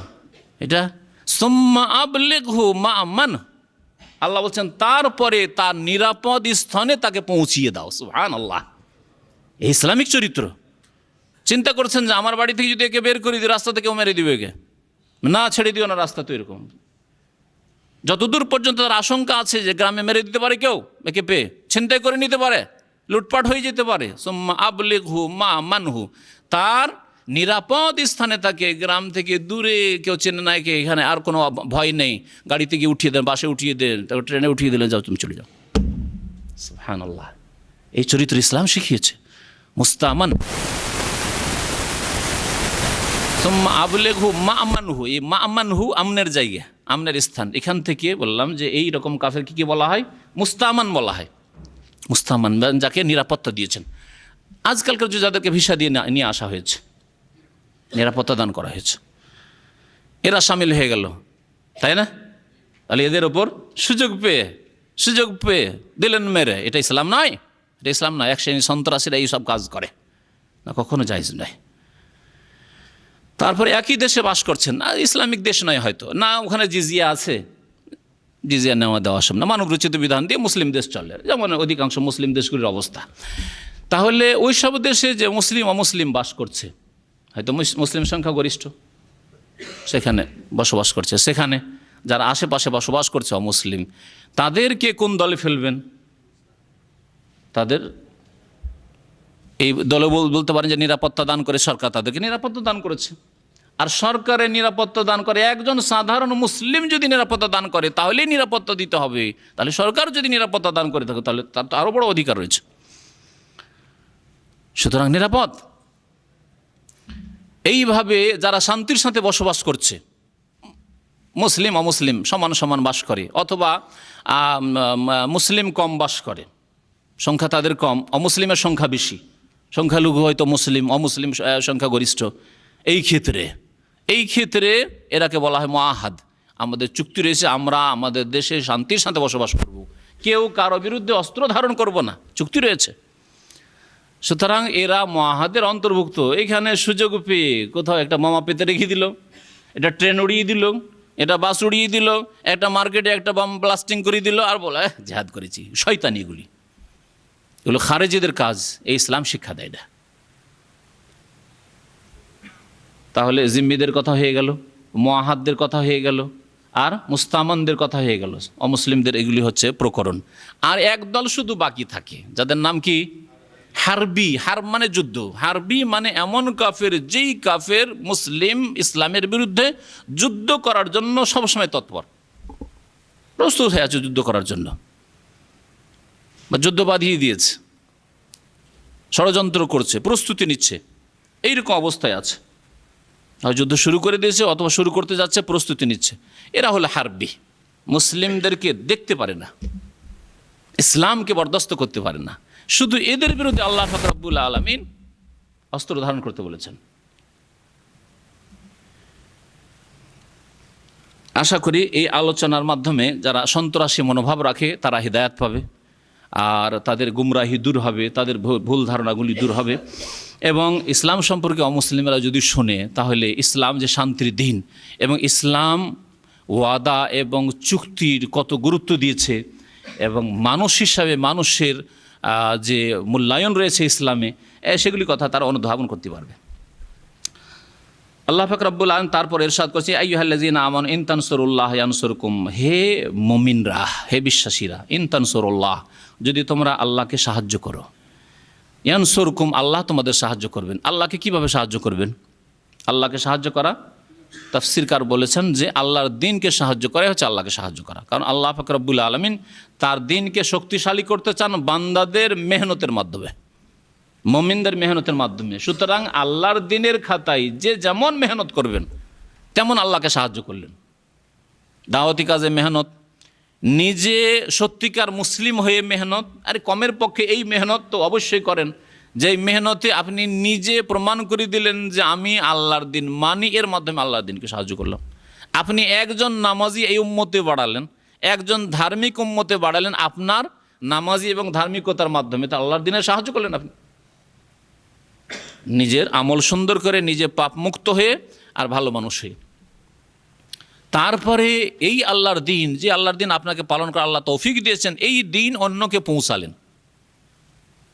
যেসব ভাই বোনদেরকে পৌঁছাতে হবে যারা শিরক বিদাতে লিপ্ত আছে, যারা এখনও ইসলামের ছায়া আসেনি, বা ইসলাম জন্মসূত্রে পেলেও ভুল ইসলামের ওপর আছে, অথবা শুধু নামে মাত্র মুসলিম কিন্তু ইসলামের কোনো আখলাক আচরণ ইবাদত বন্দিগি নেই, ফাসেক পাপিষ্ট মুসলিম, এদেরকে ইসলামের দাওয়াত দেওয়ার মাধ্যমে আল্লাহর দ্বীনের সাহায্য করবি। আর আল্লাহর দ্বীনের সাহায্যের অন্তর্ভুক্ত হচ্ছে আল্লাহ রাস্তায় জিহাদ করা যখন প্রয়োজন হবে এবং তার শর্ত পুরা হবে। আল্লাহ বলছেন আল্লাহ তোমাদের সাহায্য করবেন। নবী করিম সাল্লাল্লাহু আলাইহি সাল্লামের সাথে সাহাবায়ে কেরামগণ যদি আল্লাহর দ্বীনের এই সাহায্য না করতেন তো আল্লাহ কখনো সাহায্য করতেন না। আল্লাহ পাক সূরা হজের একটি আয়াতে ইরশাদ করেছেন, ওয়ালা ইয়ানসুরান্নাল্লাহু মান ইয়ানসুরুহু ওয়া রাসূলুহু, অবশ্যই অবশ্যই আল্লাহ পাক রব্বুল আলামিন সাহায্য করবেন ওই ব্যক্তি বা ওই লোকদের, মাইয়ানসুর, যে আল্লাহর সাহায্য করে। তাহলে আল্লাহকে যদি কেউ আল্লাহর দ্বীনকে সাহায্য করে তো আল্লাহ পাক অবশ্যই তাদের সাহায্য করবেন, এই ওয়াদা করেছেন। ইন তানসুরুল্লাহ ইয়ানসুরকুম ওয়া ইউসাব্বিত আকদামাকুম, এবং তোমাদের পাগুলিকে সুদৃঢ় রাখবেন। আল্লাহ তোমাদের পাগুলিকে, আকদাম কাদামের বহুবচন, কদম মানে পা, তোমাদের পাগুলিকে সুপ্রতিষ্ঠিত রাখবেন, মজবুত রাখবেন, পদস্খলন ঘটবেন না, পা পিছলে যাবে না। পাকে মজবুত রাখবেন কোথায়? কি অর্থ বুঝলেন এর? হ্যাঁ, যুদ্ধের ময়দান। এক হচ্ছে যুদ্ধের ময়দানে, দাওয়াতের ময়দানে। এখন দাওয়াতের কথা নেন, কারণ দাওয়াতের মাধ্যমে ইসলাম মানুষের কাছে পৌঁছাতে হবে। দাওয়াতের ময়দানে যদি আল্লাহর দ্বীনে সাহায্য করেন, আল্লাহ পাক পাকে মজবুত রাখবেন, মানে কখন আছাড় খেয়ে পড়ে যাবেন না, যে নিজেই আমল করা ছেড়ে দিলেন, নিজেই দাওয়াত ছেড়ে দিয়ে গুনাহগার হলেন। যেখানে আপনার উপর দাওয়াত দেওয়া ফরজ ছিল ওখানে সত্যকে জানাবার মতো কোনো লোক ছিল না, এইরকম পদস্খলন ঘটবে না, আল্লাহ সুপ্রতিষ্ঠিত রাখবেন। এই জন্য দ্বীনের দাওয়াতের কাজ যারা করে তারা অধিকাংশই নিজের জীবনটা সুন্দর করার চেষ্টা করে। কারণ প্রথম বিবেকে বাধা দিচ্ছে একজন মানুষ হিসাবে, যে মানুষকে ভালো কথা বলবো আর নিজেই ভালো কাজ করবো না, এটা কেমন কথা, তাই না? এর মাধ্যমে যারা দ্বীনের কাজ করে, দাওয়াত, মানুষকে হক কথা পৌঁছায়, তারা নিজে প্রথম সৎ হওয়ার চেষ্টা করে। যদিও কোনো মানুষ 100% বা 90% যে সৎ হয়ে যাবে আজকালকার জন্য, এটা খুব কঠিন, হ্যাঁ কঠিন। কিন্তু নিজের মধ্যে ত্রুটি থাকলেও চেষ্টা করে যাচ্ছেন, আপনি নিজেও চেষ্টা করছেন আর অন্যকেও সঠিক পথে নিয়ে আসার চেষ্টা করছেন। ওই সাব্বে তাকদামাকুম, তাহলে যুদ্ধের মাঠে হইতে পারে, দাওয়াতের ময়দানে হইতে পারে, দুনিয়াতে হইতে পারে। এক কথায় দুনিয়াতে, দুনিয়ার ক্ষেত্রে এই আয়াত। আরেকটি তফসির হচ্ছে এই আয়াত আখিরাতের ক্ষেত্রে। আল্লাহর দ্বীনের যদি সাহায্য করো, আল্লাহ তোমাদের সাহায্য করবেন, আর তোমাদের পাগুলিকে সুপ্রতিষ্ঠিত রাখবেন, আছাড় খেয়ে জাহান্নামে পড়বে না। কোথায়? পুলের ওপর। ওই যে সেরাত, জাহান্নামের পিঠের ওপর যে সেরাত পুল কায়েম করা হবে, সেখানে গিয়ে আছাড় খেয়ে জাহান্নামে যাবে না আল্লাহর দিনের সাহায্য করলে। আল্লাহ পাক যেন আমাদেরকে এই দলে শামিল করেন। তারপরে মহান আল্লাহ ইরশাদ করেছেন, ওয়াল্লাযিনা কাফারু, আর যারা কুফরি করবে, অস্বীকার করবে, ফাতাআসান লাহুম, তাদের জন্য দুর্ভোগ রয়েছে। তাস মানে হচ্ছে তাইসা, মানে হচ্ছে সর্বনাশ হয়ে যাওয়া, ধ্বংস, তাদের জন্য ধ্বংস রয়েছে, দুর্ভোগ রয়েছে। ওয়া আদাল্লা আমালাহুম, আল্লাহ পাক তাদের কর্মগুলিকে ব্যর্থ করে দেবেন। কর্ম ব্যর্থ করার দুটি তাফসীরের আগে প্রথম আয়াতেই বলে দেওয়া হয়েছে। যালিকা, কেন আল্লাহ পাক কাফেরদের জন্য দুর্ভোগের কথা বলেছেন এবং কাফেরদের কর্মগুলিকে নষ্ট করে দেবেন? এই জন্য জালিকা বিআন্নাহুম কারিহু মা আনজাল আল্লাহ, তারা ঘৃণা করেছে আল্লাহর নাজিলকৃত বিধানকে। এটা এই জন্যই হবে যে আল্লাহর নাজিলকৃত বিধানকে কি করেছে? ঘৃণা করেছে। কারিহু, তাদের ঘৃণা করার জন্য ফাআহবাতা আমালুহুম, তাদের আমলগুলিকে আল্লাহ বিনষ্ট করে দিয়েছেন, তাদের আমলগুলিকে বিনষ্ট করে দেবেন, নিষ্ফল করে দেবেন। এই আয়াত প্রমাণ করে যে যারা শরীয়তের কোনো বিধিবিধানকে ঘৃণা করে তারা মুরতাদ। ইসলাম বিনষ্টকারী বিষয় সম্পর্কে আলোচনা আমার এর আগের আছে, তাতে শুনেছেন। তার মধ্যে একটি হচ্ছে যে আল্লাহর দিনকে ঘৃণা করা, অথবা আল্লাহর দিনের কোনো একটি সুস্পষ্ট বিধানকে, যে সম্পর্কে কোনো ইখতিলাফ নেই, দ্বিমত নেই, আর অস্পষ্ট নেই আপনার ওপর। এমন নয় যে হাত উঠিয়ে নামাজ পড়বো না, হাত ছেড়ে, হাত ওপরে না নিচে বাঁধবো, এইরকম অস্পষ্ট। অনেকের ক্ষেত্রে অস্পষ্ট এইসব মাসলা মাসাইল, সুন্নতের মাসলা মাসাইল, না এরকম নয়। যেমন দণ্ডবিধান, চোরের হাত কাটার বিধান অস্পষ্ট। হ্যাঁ, কেউ কাউকে খুন করেছে সেজন্য খুন করা হবে, অস্পষ্ট বিধান? অস্পষ্ট নয়, তাই না? আল্লাহ পাকের কোনো বিধানকে, রোজা রাখা, সিয়াম, অস্পষ্ট বিধান? স্পষ্ট বিধান। কিন্তু এত বড় দিনে রোজা রাখা, 16 ঘন্টা 18 ঘন্টা রোজা রাখা, গরমে কাজ ছেড়ে, এই কাজের অবস্থায় কী করে রোজা রাখতে পারি? তো বড় মুশকিল। এটা ঘৃণা করলো তাহলে সে। কারিহু মা আনজাল, আল্লাহর নাজিলকৃত বিধানকে। আজকাল চোরের হাত কাটা, এটা তো বর্বরতা। একটা লোকে খুন করেছে, আরে জেল দিত, 5 বছর নয়, 10 বছর নয়, জীবন যাবত জেল দিত। কেন খুন করলো? হ্যাঁ, কারিহু মা আনজাল, আল্লাহ পাকের নাজিলকৃত বিধানকে ঘৃণা করলো। ফাআহবাতা আমালুহুম, তাদের আমলকে আল্লাহ বরবাদ করে দেবেন। কুফরি, ইসলাম নষ্টকারী বিষয়। একজন জন্মসূত্রে মুসলিম, নামাজ রোজা সব কিছুই করে, কিন্তু আল্লাহর কোনো বিধানকে যদি ঘৃণা করে যে এটা ঠিক হয়নি, আল্লাহ পাকের এই ফয়সালা ঠিক হয়, তাহলে সে কাফের, সে মুরতাদ হয়ে গেল। এইরকমই ছেলে মেয়েদের হকের ক্ষেত্রে আজকাল মুসলিম সমাজে অধিকাংশ মানুষ মেয়েদেরকে ওই যা যৌতুক দিয়ে, জামাইকে যৌতুক দিল, দিয়ে পাঠিয়ে দিল, আর কিছু দিতে চায় না।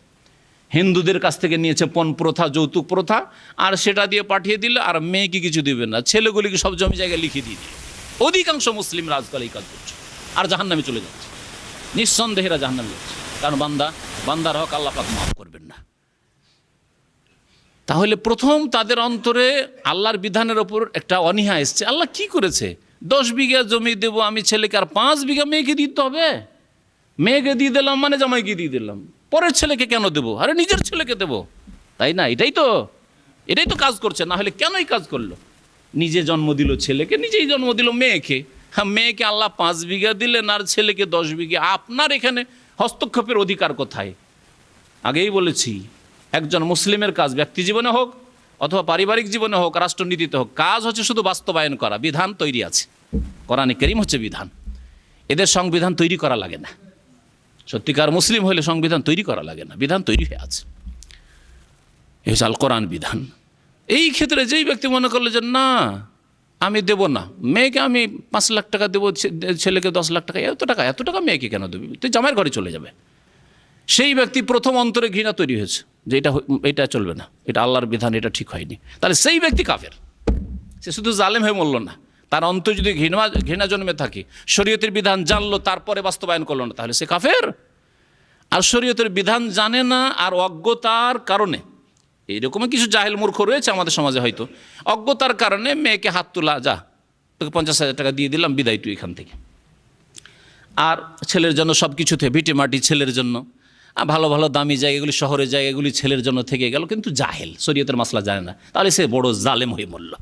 হয় কাফের হয়ে মরবে, আর না হলে জালেম হয়ে মরবে। ওমাল্লাম ইয়াহকুম বিমা আনজালাল্লাহু ফাউলাইকা হুমুল কাফিরুন ওমাল্লাম ইয়াহকুম বিমা আনজালাল্লাহু ফাউলাইকা হুমুজ জালিমুন ওমাল্লাম ইয়াহকুম বিমা আনজালাল্লাহু ফাউলাইকা হুমুল ফাসিকুন। আল্লাহ 3 ভাবে এই জন্যই বলেছেন, যদি শরীয়তের বিধান জানলো তারপরে মানল না, যে না এটা করা যাবে না, তার মানে আল্লাহ ইনসাফ করেনি, আল্লাহ ন্যায় বিচার করেনি, মেয়েকে বেশি দিয়ে দিয়েছে, আমি ইনসাফ করলাম, তাহলে সে কাফের, সে মুসলিম নয়, সে মুরতাদ, যদিও নামাজি আর দাড়িওয়ালা হোক না কেন।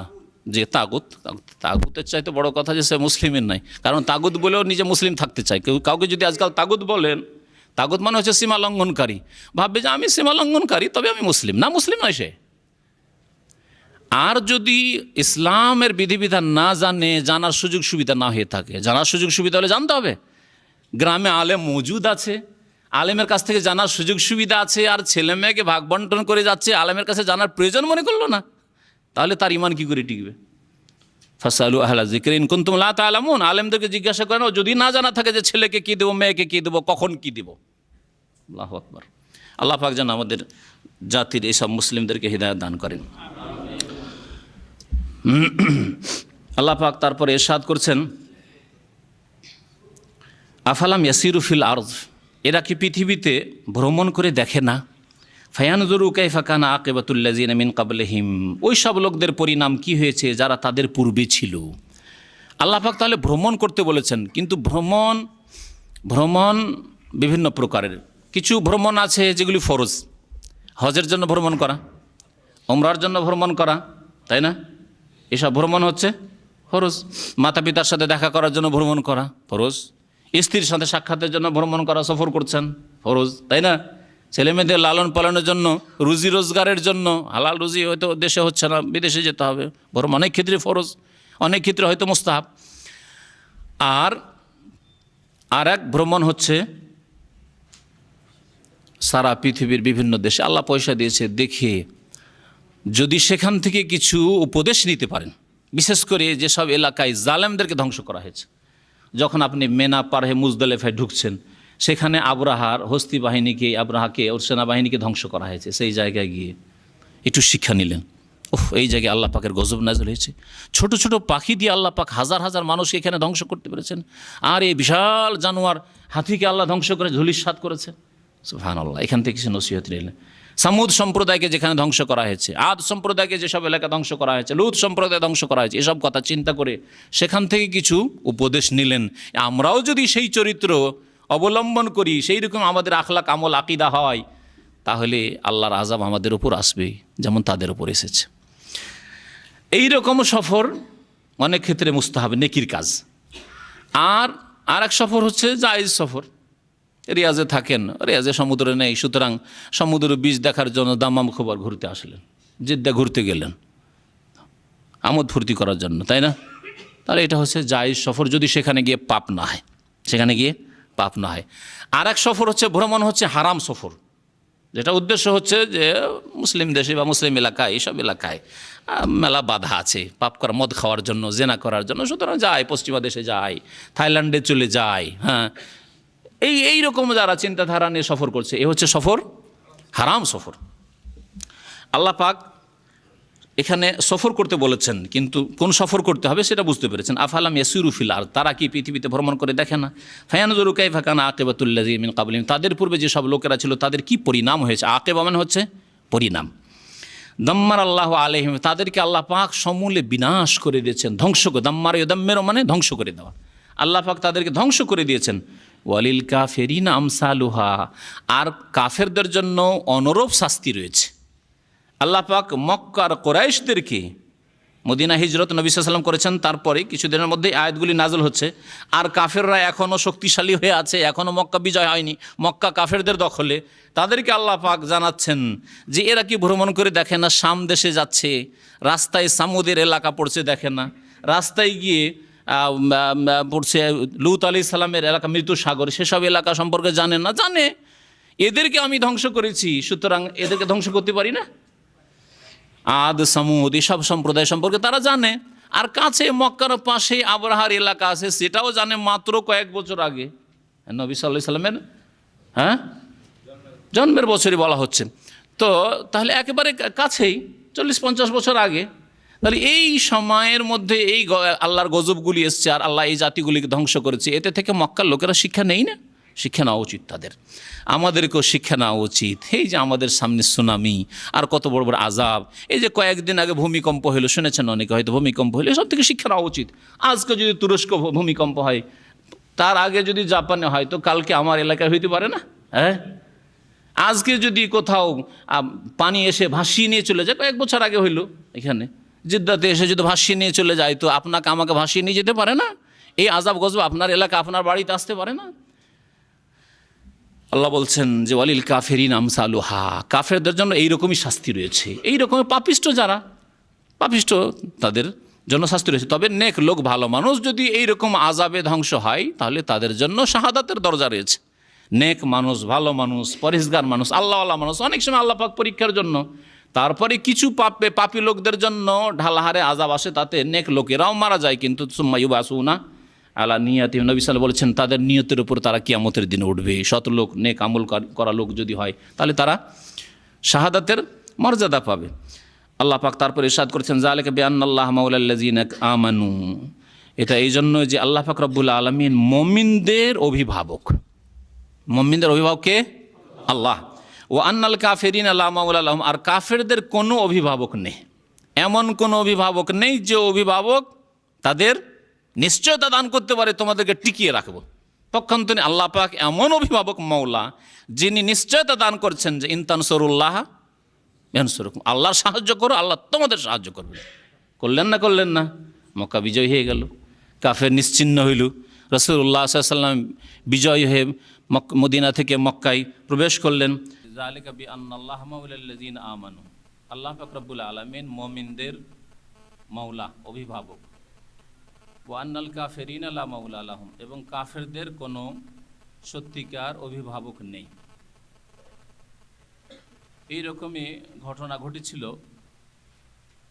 ওহুদের যুদ্ধে। নবী করিম সাল্লাল্লাহু আলাইহি ওয়াসাল্লামের সাথে কাফেরদের, সেই ঘটনাটি জানা দরকার। আবু সুফিয়ান তখন কাফেরদের পক্ষ থেকে নেতৃত্ব দিচ্ছিল। ওহুদের দিনে নবী করিম সাল্লাল্লাহু আলাইহি ওয়াসাল্লাম আবু বকর, ওমর সম্পর্কে জিজ্ঞাসা করলো যে এরা কোথায়? তখন কোনো উত্তর পেল না। তাতে খুব খুশি হলো যে এরা সবাই মারা গেছে। তখন সে খুশি হয়ে বলল আম্মা হাওলায় ফাকাদ হালাকু, এরা তো গেছে, এরা সব ধ্বংস হয়ে গেছে। তখন ওমর রাদিয়াল্লাহু তাআলা আনহুর বরদাস্ত হলো না। ওয়া আজাবাহু ওমর ইবনুল খাত্তাব রাদিয়াল্লাহু তাআলা আনহু, তিনি বললেন জবাবে, কাযাবতা ইয়া আদু আল্লাহ, এ আল্লাহর শত্রু, আল্লাহর দুশমন, তুমি মিথ্যা বলেছ।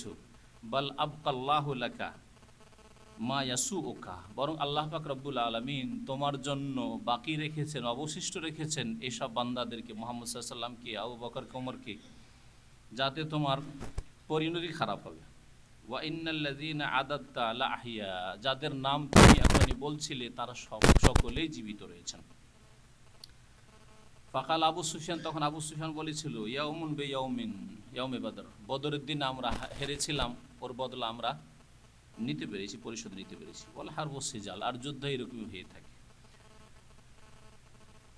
তারপরে সে স্লোগান দিয়েছিল, বলেছিল অলো হোবাল, হোবালের জয়, অলো হোবাল, হোবালের জয়। আজকাল যে অনেক বাতিলপন্থীরা জয় গান গেয়ে থাকে, এটা আবু সুফিয়ানের ওই কুফরি যুগের সুন্নত।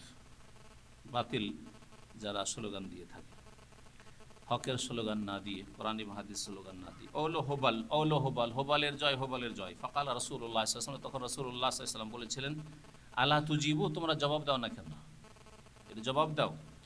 ফাকালু, তখন সাহাবারা বলেছিলেন ইয়া রাসূলুল্লাহ ওয়া মা নাকুল, কি বলে জবাব দেব, কারণ জবাব শরীয়তের জানতে হবে, আর জানার উৎস হচ্ছেন একমাত্র রাসূলুল্লাহ সাল্লাল্লাহু আলাইহি ওয়াসাল্লাম, আল্লাহর পক্ষ থেকে ওহী তার উপর আসে। তখন নবী সাল্লাল্লাহু আলাইহি ওয়াসাল্লাম বলছেন কুলু, তোমরা বলো আল্লাহু আ'লা ওয়া আজাল, আল্লাহ হচ্ছেন মহান এবং সবচেয়ে বড় সম্মানের অধিকারী। সুম্মা কাল আবু সুফিয়ান, তারপর আবু সুফিয়ান আর একটি স্লোগান দিয়েছিল লানাল উজ্জা ওয়ালা উজ্জা লাকুম, আমাদের উজ্জা দেবী রয়েছে, তোমাদের কোনো উজ্জা নেই। সুতরাং আমাদের এই উজ্জাই আমাদের ইজ্জত দিয়েছে, উজ্জাই আমাদেরকে আজকে বিজয় দান করেছে। এই ছিল কাফেরদের আকিদা, মুশরিকদের আকিদা, এই হচ্ছে পৌত্তলিকদের আকিদা, এই হচ্ছে কবর মাজার পূজারীদের আকিদা। যে অমুক বাবা আমাদের রক্ষা করেছে, অমুক বাবা না থাকলে সব কিছু ধ্বংস হয়ে যেত, তাই না? তো এই আকিদা হচ্ছে জাহিলিয়াতের যুগের মুশরিকদের আকিদা, যে ওহদে আমরা লাভবান হতে পেরেছি, মুসলিমদের ক্ষতি করতে পেরেছি, কারণ আমাদের উজ্জা দেবী আছে আর মুসলিমদের উজ্জা দেবী নেই। তখন নবী করিম সাল্লাল্লাহু আলাইহি সাল্লাম বলেছেন, জবাব দাও এদেরকে। কালু সাহাবারা বলেন, আমানা কুল, কি বলে জবাব দেবে ইয়া রাসূলুল্লাহ? কালা কুলু আল্লাহু মাওলানা ওয়ালা মাওলা লাকুম, আল্লাহ আমাদের মাওলা, অভিভাবক, ওয়ালা মাওলা লাকুম, তোমাদের কোনো মাওলা নেই। নবী করিম সাল্লাল্লাহু আলাইহি সাল্লামের একটি দোয়া আছে মর্মে, আল্লাহুম্মা আতি নাফসি তাকওয়াহা ওয়া যাক্কিহা আনতা খায়রু মান যাক্কাহা আনতা ওয়ালিয়ুহা ওয়া মাওলাহা। বহু বচন করে অনেকে বলে, যেমন এখানে তারাবির কুনুতে শুনে থাকেন আপনারা, আল্লাহুম্মা আতি নুফুসানা তাকওয়াহা, হাদিসে এক বচন দিয়ে আছে, বলতে পারেন বহু বচন করে যদি আপনার পিছনে বা আপনার সাথে অনেকে থাকে। আল্লাহ আমার নফসকে, আমার আত্মাকে তুমি তাকওয়া দান করো, আল্লাহুম্মা আতি নফসি তাকওয়াহা ওয়া যাক্কিহা, এবং তাকে পরিশুদ্ধ করো, পাক পবিত্র করো, আনতা খায়রু মান যাক্কাহা, এবং তুমি সর্বশ্রেষ্ঠ সত্তা যিনি পরিশুদ্ধ করতে পারো, পাক পবিত্র করতে পারো। কে পাক পবিত্র করতে পারে না আত্মাকে? আনতা ওয়ালিয়ুহা ওয়া মাওলাহা, আল্লাহ তুমি হচ্ছ আমার আত্মার ওয়ালি, অভিভাবক, এবং তুমি হচ্ছ তার মাওলা।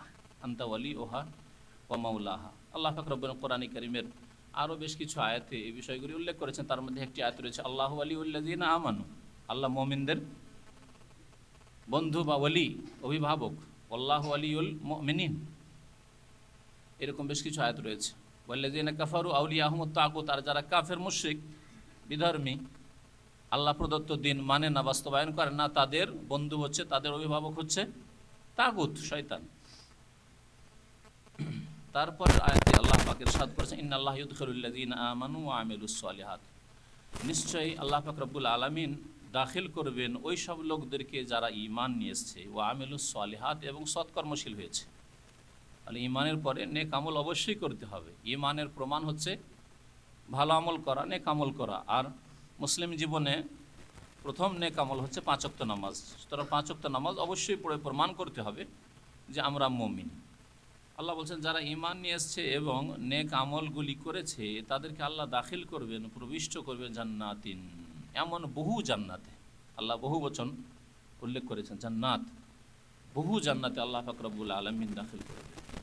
আল্লাহ পাক রব্বুল আলামিনের জান্নাতের বিভিন্ন দিক রয়েছে, বিভিন্ন স্তর রয়েছে।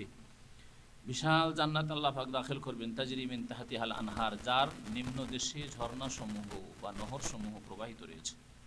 পক্ষান্তরে কাফেরদেরকে আল্লাহ কি করবেন? ওয়াল্লাযিনা কাফারু, যারা কুফরি করেছে, অস্বীকার করে মারা গেছে, আল্লাহকে অস্বীকার করেছে বা আল্লাহর একত্বকে অস্বীকার করেছে, অর্থাৎ মুশরিক হয়ে মারা গেছে। যে কোনো রকমের কাফের হোক না কেন, আল্লাহ পাকের দ্বীনের সুস্পষ্ট কোনো বিধানকে অস্বীকার করেছে, যদিও জন্মসূত্রে মুসলিম, তারা কি করে? ইয়াতামাত্তাউন, তারা ভোগবিলাসে মত্ত থাকে। তাহলে কাফেরদের চরিত্র আল্লাহ পাক এখানে উল্লেখ করেছেন। যারা অস্বীকারী, আল্লাহ পরকালে বিশ্বাসী নয়, তাদের দুনিয়া সম্পর্কে দৃষ্টিভঙ্গি আলাদা। দুনিয়া সম্পর্কে মুসলিমের দৃষ্টিভঙ্গি হচ্ছে যে দুনিয়া হচ্ছে ক্ষণিকের জীবন, গন্তব্যস্থান নাই, লক্ষ্য উদ্দেশ্য নাই। আর আখিরাত হচ্ছে লক্ষ্য উদ্দেশ্য। দুনিয়া সম্পর্কে মুসলিমের বিশ্বাস যে দুনিয়া হচ্ছে কর্মস্থল, এখানে কাজ করে যেতে হবে, এখানে যেমন মেহনত করব, কাজ করব, ভালো কাজ করব, ভালো ফল পাবো। আর আখিরাত হচ্ছে প্রতিফলের জগৎ, সেখানে রেজাল্ট পাওয়া যাবে। দুনিয়া আল্লাহ রেজাল্ট দেবেন না। আমি নামাজ পড়লে আপনাকে খুব ভালো খাওয়াবেন আল্লাহ, আর ভালো সুখে রাখবেন না, আল্লাহ পাকে কথা বলেননি, তবে সেটা আল্লাহ পাকের ইচ্ছা। তাহলে দুনিয়া ফলের জগৎ নয়। এই জন্য আপনি দিন পালন করলে নগদ নগদ আল্লাহর কাছে ফল চাইবেন। আল্লাহ, আমি নামাজ পড়ছি তারপরে কেন অভাব, নামাজ পড়ছি তারপরে কেন আমার কাজ নাই, নামাজ পড়ছি তারপরে কেন বালা মুসিবত অসুখ। তাহলে আপনি দুনিয়া সম্পর্কে আপনার ইমানই ঠিক হয়নি। দুনিয়া প্রতিফল জগৎ নয়, বদলার জগৎ নয়, যে এখানে আল্লাহ বদলা দিয়ে দেবেন। দুনিয়া হচ্ছে কর্মজগৎ, এখানে কর্ম করতে হবে। আখিরাত হচ্ছে বদলার জগৎ, সেখানে প্রতিদান দেওয়া হবে।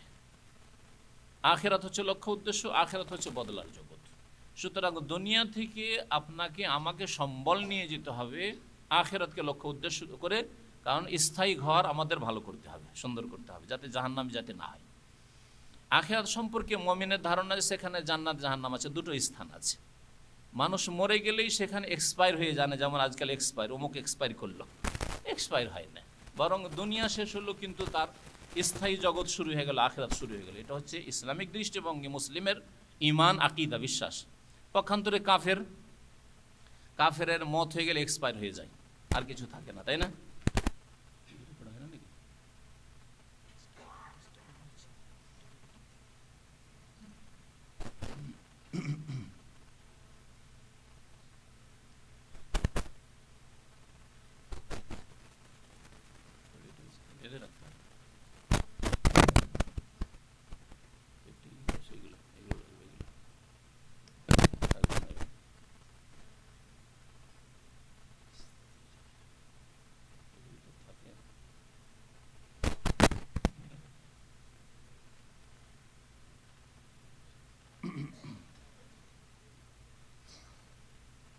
বলছিলাম যে কাফেরের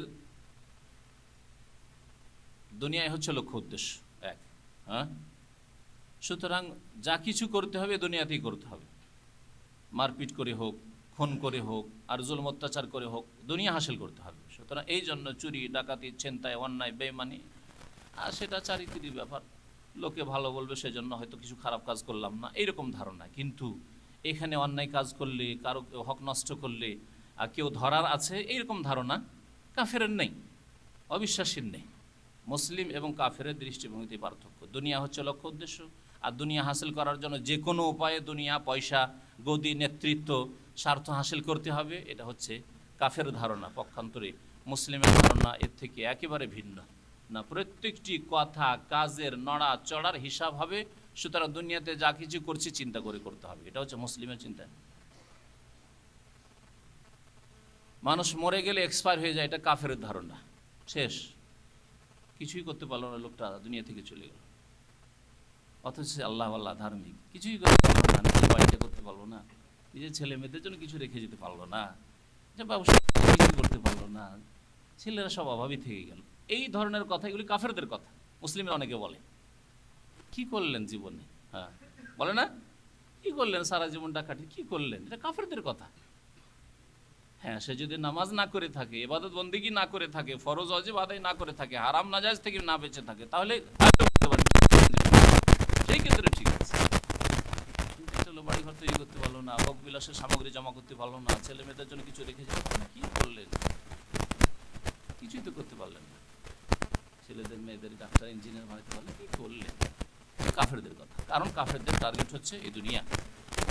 কাফের, আল্লাহ বলছেন কাফেরিয়াত মত্ত, এরা ভোগ বিলাসে মত্ত, ভোগ বিলাস কিসে হাসিল হবে সেই চিন্তা তাদের। কি করলে, কি পড়লে, কিভাবে চললে বেশি টাকা হাসিল হবে, বেশি বড় নেতৃত্ব পাবো, এই সব চিন্তা তাদের। ইয়াতামাত্তাউন, ভোগ বিলাসে মত্ত থাকে। ওয়ায়াকুলুনা কামা তাকুলুল আনআম, এবং তারা ভক্ষণ করে, খায় দায়, যেমন চতুষ্পদ জন্তু খায় দেয়, যেমন জন্তু জানোয়ারে ভক্ষণ করে তেমনই ভাবে কাফেররা ভক্ষণ করে। তাহলে জন্তু জানোয়ারের মতো ভক্ষণ করতে আল্লাহ পাক রব্বুল আলামিন নিষেধ করেছেন, নিন্দা করেছেন, তাই না? কাফেরদের পানাহারের তরিকা হচ্ছে জন্তু জানোয়ারের মতো, মুসলিমের পানাহারের তরিকা জন্তু জানোয়ারের মতো হবে না। কোন দিক থেকে? হালাল হারাম বাছাইয়ের দিক থেকে। মুসলিম হালাল হারাম বাছাই করে চলবে। জন্তু জানোয়ারের হালাল হারাম বলে কিছু নেই, কাফেরের ওই রকম হালাল হারাম, বৈধ অবৈধ বলে কিছু নেই। একটা দিক। আর কোনো দিক হতে পারে? হ্যাঁ, খাওয়ার তরিকা, খাওয়ার তরিকাতে যেমন মুসলিম ডান হাতে পান করে, মুসলিম বসে খায়। আল্লাহ তুলনা করেছেন জন্তু জানোয়ারের সাথে। জন্তু জানোয়ার কোনোদিন দেখেছেন বসে খায়? গরু ছাগল বসে খেতে দেখেছেন নাকি? হ্যাঁ, যত জন্তু জানোয়ার আছে সবগুলি দাঁড়িয়ে খায়, তাই না? এই জন্য নবী করিম সাল্লাল্লাহু আলাইহি সাল্লাম মানুষকে দাঁড়িয়ে খেতে নিষেধ করেছে, দাঁড়িয়ে খেতে নিষেধ করেছে। তাহলে এই ধরনের ক্ষেত্রে খাওয়া দাওয়া, যদিও এই বিষয়টিকে অনেক হালকা মনে করে, হালকা নয়। আল্লাহ বলছেন কাফেররা জন্তু জানোয়ারের মতো খায়, তাহলে মুসলিম জানোয়ারের মতো খাবে না। আর জানোয়ার কখনো বসে খায় না, জন্তু জানোয়ার দাঁড়িয়ে খায়। সুতরাং কোনো মুসলিম দাঁড়িয়ে খাবে না, নবী করিম সাল্লাল্লাহু আলাইহি ওয়াসাল্লামের বেশ কিছু হাদিস রয়েছে এই মর্মে। দাঁড়িয়ে খেতে নিষেধ করেছেন, দাঁড়িয়ে পান করতে নিষেধ করেছে, একমাত্র জমজমের পানি ছাড়া, আর একমাত্র উজু করার পরে যে বেঁচে থাকা পানি, এই পানি ছাড়া আর কোনো ক্ষেত্রে নবী সাল্লাল্লাহু আলাইহি ওয়াসাল্লামের পান করার ক্ষেত্রেও কোনো হাদিস নেই যে কখনো কিছু পান করেছেন দাঁড়িয়ে। অনেকে মনে করে যে জমজম পান করা বা উজুর পানি পান করা দাঁড়িয়েই সুন্নত, না, দাঁড়িয়ে সুন্নত। নবী সাল্লাল্লাহু আলাইহি ওয়াসাল্লাম তখন দাঁড়িয়ে পান করেছে জন্য জায়েজ আছে আপনার জন্য, কিন্তু হয়তো বসেছিলেন আর জমজম পান করার জন্য দাঁড়িয়ে যাবেন কিছু লোকেরা যেমন করে, এটা ভুল। যেই অবস্থায় আছেন সেই অবস্থায় জমজম পান করে নিন, যেই অবস্থায় আছেন সেই অবস্থায় উজুর পানি পান করে নিন। যদি দাঁড়িয়ে থাকেন দাঁড়িয়ে পান, কারণ এই ক্ষেত্রে নবী সাল্লাল্লাহু আলাইহি ওয়াসাল্লাম থেকে প্রমাণ আছে সেই জন্য। তারপরে খাওয়া দাওয়া বা দুনিয়ার ভোগবিলাস সম্পর্কে দৃষ্টিভঙ্গি, তাই না? জন্তু জানোয়ারের খাওয়া দাওয়া কি জন্য বা ভোগবিলাস এসব কিসের জন্য? তার মধ্যে দুটো শক্তি আছে, একটা পেটের খিদা, একটা যৌন খিদা। হ্যাঁ, যৌনের ক্ষুধা আছে আর একটা পেটের ক্ষুধা আছে। এই দুটি ক্ষুধা দূর করতে চায় জন্তু জানোয়ারে। কাফেরেরও এই দুটি ক্ষুধা আছে, এই দুটি ক্ষুধা দূর করতে চায়। কাফেরও পেটে খেতে চায়, আর কাফেরও তার টার্গেট হচ্ছে যে যৌন চাহিদা আছে তা দূর করতে চায়, যেখান থেকে হোক না কেন, জেনা হোক আর স্ত্রীর সাথে হোক, হস্তমৈথুন করে হোক আর সমকামিতা করে হোক, যে কোনোভাবে। কিন্তু না, মুমিন এই কাজ করে না, এটা কাফের করতে পারে। কারণ কাফের জীবনযাপন করে জন্তু জানোয়ারের মতো, আর জন্তু জানোয়ার পেট পূরণ করে আর যৌন ক্ষুধা দূর করে। সুতরাং মুসলিম কখনো হস্তমৈথুন করবে না জন্তু জানোয়ারের মতো, মুসলিম কখনো সমকামিতায় লিপ্ত হবে না জন্তু জানোয়ারের মতো, মুসলিম কখনো জেনা ব্যভিচার করবে না জন্তু জানোয়ারের মতো, যে কোনো জায়গায় গিয়ে ভিড়ে গেল না। মুসলিমকে আল্লাহ পাক পবিত্র জীবনযাপন দান করেছেন। ওয়াল্লাযীনা হুম লিফুরুজিহিম হাফিজুন, যারা নিজের লজ্জা স্থানের হেফাজত করে, সুরক্ষা করে। কাফের লজ্জা স্থানের হেফাজত করে না। এই রকমের জন্তু জানোয়ার লজ্জা স্থানের হেফাজত করে না। আল্লাহ পাক কাফেরকে জন্তু জানোয়ার সাথে তুলনা করেছেন। মুমিন কি করে? ওয়াল্লাযীনা হুম লিফুরুজিহিম হাফিজুন, তার আগে আল্লাহ বলছেন কাদ আফলাহাল মুমিনুন, মুমিন ওরা। সূরা মুমিনুনের প্রথম দিকে কয়েকটি আয়াতে আল্লাহ পাক মুমিনদের বেশ কিছু গুণ, 10-এর বেশি গুণ উল্লেখ করেছেন। তার মধ্যে একটি হচ্ছে তারা লজ্জা স্থানের হেফাজতকারী, সুরক্ষাকারী। ইল্লা আলা আজওয়াজিহিম, তবে তাদের স্ত্রীর সাথে, স্ত্রীর সাথে পুরুষরা আর মহিলারা স্বামীর সাথে। হ্যাঁ, এখানে আল্লাহ পাক অনুমতি দিয়েছেন, হালাল ক্ষেত্র দিয়েছেন, হালাল রুজি দান করেছেন তাদের। তো আল্লাহ পাক ইরশাদ করেছেন যে ভোগবিলাসে মত্ত থাকে কাফেররা, আর তারা খায় দায় জন্তু জানোয়ারের মতো। শেষ পরিণাম কি হবে? কারণ তাদের দুনিয়া সম্পর্কে ধারণা ঠিক ছিল না, আখেরাত সম্পর্কে তাদের কোনো বিশ্বাস ছিল না, বা কোনো কর্মতৎপরতা মেহনত ছিল না আখেরাতের ঘর সুন্দর করার জন্য। সেই জন্য ওয়ান্নারু মাসওয়াল্লাহুম, জাহান্নাম হচ্ছে তাদের বাসস্থান। আল্লাহ পাক তারপরে ইরশাদ করেছেন ওয়াকাইয়্যিম মিন ক্বরিয়াতিন হিয়া আশাদ্দু কুওয়াতাম মিন ক্বরিয়াতিকাল্লাতী আখরাজাতকা আহলাকনাহুম ফালা নাসিরা লাহুম। নবী করিম সাল্লাল্লাহু আলাইহি ওয়াসাল্লামকে সম্বোধন করে আল্লাহ পাক বলছেন ওয়াকাইয়্যিম মিন ক্বরিয়াতিন, কাইয়্যিন মানে অনেক, বহু বহু জনপদ রয়েছে বা ছিল। ওয়াকাইয়্যিম মিন ক্বরিয়াতিন, বহু জনপদ, জনপদ মানে গ্রাম শহর যেখানে জনগণ বাস করে। ওয়াকাইয়্যিম মিন ক্বরিয়াতিন, বহু জনবস্তি রয়েছে বা জনপদ রয়েছে। হে আশাদ্দু কুওয়াতাম মিন ক্বরিয়াতিকা, হে নবী মুহাম্মদ সাল্লাল্লাহু আলাইহি ওয়াসাল্লাম, সেই জনপদের অধিবাসীরা তোমার জনপদের অধিবাসীদের তুলনায় অনেক শক্তিশালী ছিল। নবী সাল্লাল্লাহু জনপদ কি ছিল? নবী করিম সাল্লাল্লাহু আলাইহি ওয়াসাল্লামের বাসস্থান, জন্মভূমি কি ছিল? মক্কা। আল্লাহ বলছেন মক্কায় যেসব লোকেরা রয়েছে, আবু জাহাল, আবু লাহাব, উতবা, শাইবা, রাবিয়া, কুরাইশ বা মক্কার কাফের নেতারা, তাদের শক্তিশালী বহু গ্রামের লোকেরা ছিল, বহু শহরের লোকেরা ছিল। আমি তাদের সম্পর্কে কি করেছিলাম? আহলাকনাহুম, তাদেরকে ধ্বংস করে দিয়েছিলাম।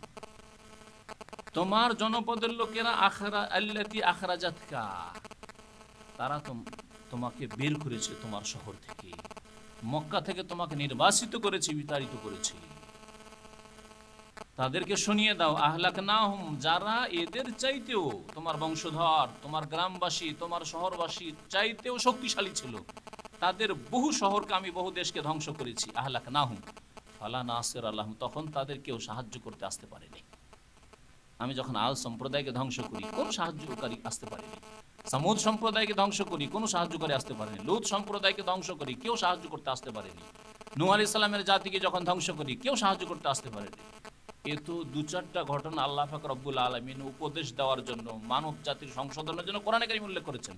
কিন্তু মানব জাতির ইতিহাসে এরকম বহু ঘটনা ঘটেছে, বহু গ্রাম, বহু দেশ, বহু শহর, বহু অঞ্চলকে আল্লাহ এইভাবে ধ্বংস করেছেন যারা বড়ই শক্তিশালী ছিল মক্কার লোকদের চাইতেও। আল্লাহ পাক এতে যেমন নবী করিম সাল্লাল্লাহু আলাইহি সাল্লামকে আশ্বাস দিয়েছেন, দুর্বল হয়ে যেও না, তোমার জন্য রাস্তা খুলবে, তেমনি মক্কার মুশরিকদেরকে সতর্ক সাবধান করা হয়েছে, সাবধান হয়ে যায়, তোমাদের চাইতে বড় বড় শক্তিশালী ছিল কাফেররা, পাপিষ্ঠরা, গুনাহগাররা, তাদেরকে আমি ধ্বংস করেছি। আল্লাহ পাক তারপর ইরশাদ করেছেন, আফামান কানা আলা বাইয়িনাতিন মির রাব্বিহি কামান যুয়্যিনা লাহু সু'উ আমালিহি ওয়াত্তাবাউ আহওয়াআহুম। আচ্ছা বলো তো, যেই ব্যক্তি তার রবের পক্ষ থেকে সুস্পষ্ট দলিল প্রমাণের উপর প্রতিষ্ঠিত রয়েছে, বাইয়ানা মানে সুস্পষ্ট দলিল, এখান থেকে বয়ান বলে, বয়ান মানে সুস্পষ্টভাবে যার কথা বুঝতে পারে সেটা হচ্ছে বয়ান। হাযা বায়ানুল লিন্নাস, আল্লাহ কোরআনে কারীম সম্পর্কে, এটা হচ্ছে মানব জাতির জন্য বয়ান, সুস্পষ্ট বাণী।